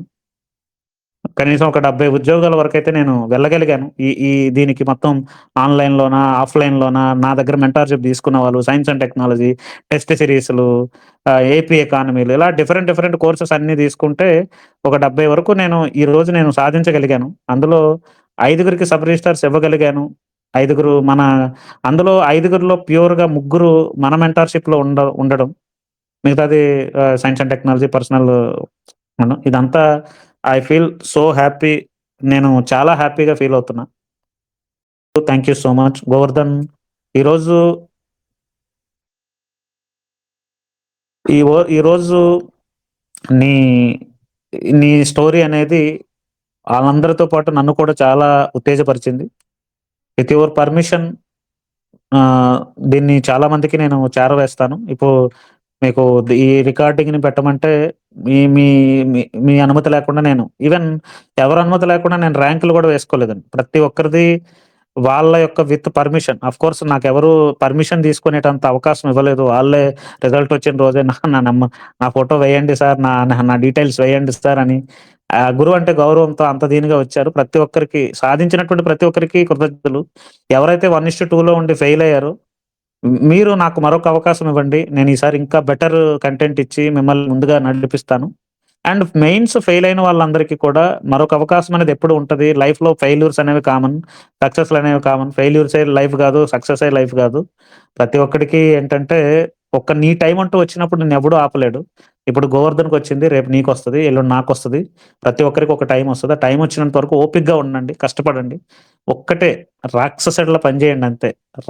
అంటే పనిలో రాక్షసత్వాన్ని ఎవడైతే చూపిస్తాడో వాడు సక్సెస్ అవుతాడండి.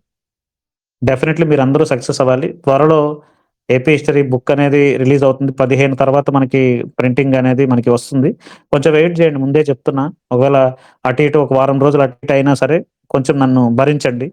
మీరెవరైతే ప్రీ బుకింగ్ చేసుకున్నారో మీ అందరికీ ఏపీఎస్‌సి బుక్ అనేది మీకు డైరెక్ట్‌గా పోస్ట్ అవుతది. ఓ 15వ తేదీ కాకపోతే ఒక 20 తేదీనో, 25వ తేదీనో మీకు పోస్ట్ చేస్తాం. కాబట్టి ఎవరు కూడా ఏంటంటే ముందే తొందరపడి బుక్ కోసం అనవసరంగా ఇది చేయొద్దు. ఎందుకంటే ఫస్ట్ బుక్ కాబట్టి టెక్నికల్స్ ఇవన్నీ ఉంటాయి.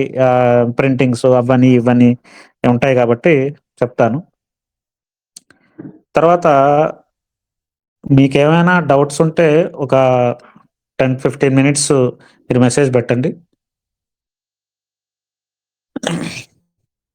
ఎకానమీ గురించి నేను ఇస్తానండి. ఎకానమీ బడ్జెట్ అండ్ సర్వే ఇప్పుడే వచ్చింది కాబట్టి కంటెంట్ అనేది ఈ మంత్‌లో అంటే ఫిబ్రవరి 15థ్ తర్వాత ఎకానమీ కంటెంట్ మొదలు పెడతాను. నేను science and technology, AP history మీద కంటెంట్ ఆల్రెడీ ఆ 2 కంప్లీట్ చేసేసాను. మీకింకా ఏ రిసోర్స్ కూడా చూడాల్సిన అవసరం లేదు. ఎకానమీ అనేది ద బెస్ట్ కంటెంట్ అనేది గోవర్ధన్ చెప్పినట్టే ఎకానమీ బెస్ట్ కంటెంట్ నేనిస్తాను. ఓకేనండి. Thank you. Thank you so much. Govardhan. Sir. Govardhan. Sir. ఇంకేమైనా చెప్పాలా? అంతే సార్. సెపరేట్ బుక్స్‌కి కావాలంటే సెపరేట్ సెషన్ పెట్టుకుందాం. ఎందుకంటే ఈ వీసీలో ఎక్కువ బుక్స్ మీద మనం కాన్సంట్రేట్ చేయలేదు. ఎందుకంటే చాలా మంది బుక్స్ రిసోర్సెస్ తెలిసుంటాయి. ఇంకా ఇన్ కేస్ తెలియకపోతే మీకెవరైనా డౌట్స్ పెడితే అవి నన్ను అడగండి సార్. తర్వాత సెషన్‌లో చెప్పేద్దాం. లేదు ఇప్పుడే ఎవరికైనా డౌట్స్ ఉంటే చెప్పండి. ఒక 15 మినిట్స్ చెప్పేస్తాను.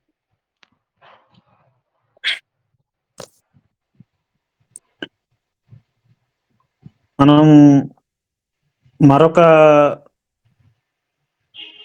సెషన్‌లో గోవర్ధన్‌కి మళ్ళీ నేను పిలుస్తాను. బుక్స్, స్టాండర్డ్ బుక్స్ వీటన్నింటి గురించి కూడా మీకు క్లియర్‌గా అందరూ కూడా బుక్స్ గురించి మాట్లాడమని చెప్తున్నారు. ఈ సెషన్ అనేది ఆల్రెడీ 2 అవర్స్ అయిపోయింది కాబట్టి, నెక్స్ట్ సెషన్‌లో మనం బుక్స్ గురించి డీటెయిల్డ్‌గా, క్లియర్‌గా మాట్లాడుకుందాం. గోవర్ధన్ ఒక్కరే గాదు, చాలా మంది టాపర్స్ ఉన్నారు. చాలా మంది స్టేట్ టాపర్స్ ఉన్నారు. అదే విధంగా మొన్న అందరూ మనకి న్యూస్ ఆర్టికల్‌లో వచ్చింది భార్యాభర్తలిద్దరూ ఏంటంటే గ్రూప్ 2 సాధించారు. వినత సబ్ రిజిస్ట్రార్ అయ్యారు. అదే విధంగా హేమచంద్ర గారు ఎక్సై సాధించారు.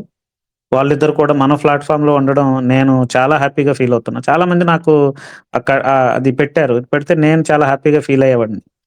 అంటే మన ప్లాట్‌ఫార్మ్ నుంచి వెళ్లారు ఈరోజు వాళ్ళకి అంత మంచి పేరొచ్చింది. అందులో నా పాత్ర కూడా ఆ మాత్రం ఉంది కాబట్టి నేను కూడా చాలా సంతోషంగా ఫీల్ అయితున్నా. అదే విధంగా చాలామంది టాపర్స్ ఉన్నారు. ఒకటి నేను నెక్స్ట్ మన సబ్ రిజిస్ట్రార్ సురేష్ గారు గాని, లేకపోతే కవిరాజ్ గారు సబ్ రిజిస్ట్రార్ కవిరాజ్ గారు గాని, అదే విధంగా సబ్ రిజిస్ట్రార్ బలరాం నాయుడు గారు గాని, వీళ్ళందరూ మనకి నెక్స్ట్ సబ్ రిజిస్ట్రార్ అయినటువంటి వినత అండ్ హేమచంద్ర వాళ్ళు మనకి నెక్స్ట్ లైవ్ సెషన్‌లో వస్తారు. అండ్ మునకలవలస సుకన్య జోన్ 3 టాపర్ అదే విధంగా జోన్ 1 టాపర్ మునకలవలస సుకన్య కూడా నెక్స్ట్ మీకొస్తారు. అదే విధంగా జోన్ 3 టాపర్ అయినటువంటి ఉమామహేశ్వరి మన స్టూడెంట్ ఆవిడ కూడా మనకి లైవ్‌లోకొస్తారు. ఎవ్రీబడీ నేను ప్రతి ఒక్కరిని తీసుకొస్తాను. వాళ్ళకి ఉపయోగపడేటటువంటి వాళ్ళ ప్రిపరేషన్‌లో మీకు ఉపయోగపడేటటువంటి మెళకువలను తెలుసుకోండి. కాబట్టి ప్రతిరోజు డైలీ పెడితే మీకు బోరింగ్‌గా అనిపిస్తది. ఎందుకంటే ఎంత చదివినా, ఎంత విన్నా అదే ఉంటుంది కాబట్టి మనకి 3-4 డేస్‌కో ఒకసారి మనం వాళ్ళ యొక్క అవైలబిలిటీ కూడా చూసుకోవాలి కాబట్టి వాళ్ళ అవైలబిలిటీ ఉండేటప్పుడు మనకొక ఫుల్ టైమ్ ఇచ్చి చేద్దాం. అదే విధంగా ప్రసాద్ గారు కూడా మీకు లైవ్‌కొస్తారు. 238 స్టేట్ ఫిఫ్త్ టాపర్. తర్వాత మెయిన్ టాపర్స్ అందరూ కూడా లైవ్‌కొస్తారు. వాళ్ళ యొక్క అనుభవాలు పంచుకుంటారు. థాంక్ యూ అండి. Thank you so much for everybody. మరొక లైవ్ సెషన్‌తో మళ్ళీ కలుద్దాం. అదే విధంగా గోవర్ధన్ రెడ్డి గారు కూడా మళ్ళీ మీకు బుక్స్ లిస్ట్ గురించి అడుగుతున్నారు కదా! ఆయన మళ్ళీ వస్తారు. ఎందుకంటే ఆయన్ని అంత ఈజీగా నేను వదిలేయను. ఎందుకంటే లాస్ట్ 5 ఇయర్స్ నేను సర్వీస్ చేశాను కాబట్టి నెక్స్ట్ మన ధృవ ప్లాట్‌ఫార్మ్‌కి గోవర్ధన్ సర్వీస్ ఎంతో అవసరం. ఏం Govardhan? Sir always I am available. Thank you Govardhan. Any time. Okay. ఎందుకంటే లాస్ట్ థాంక్ 5 యూ. ఇయర్స్‌లో మీరెప్పుడూ నో అనలేదు. సో, నేనిప్పుడు గూడా నో అనకూడదు. Okay. Thank you so much Govardhan. మళ్ళీ కలుద్దాం. థాంక్ యూ అండి.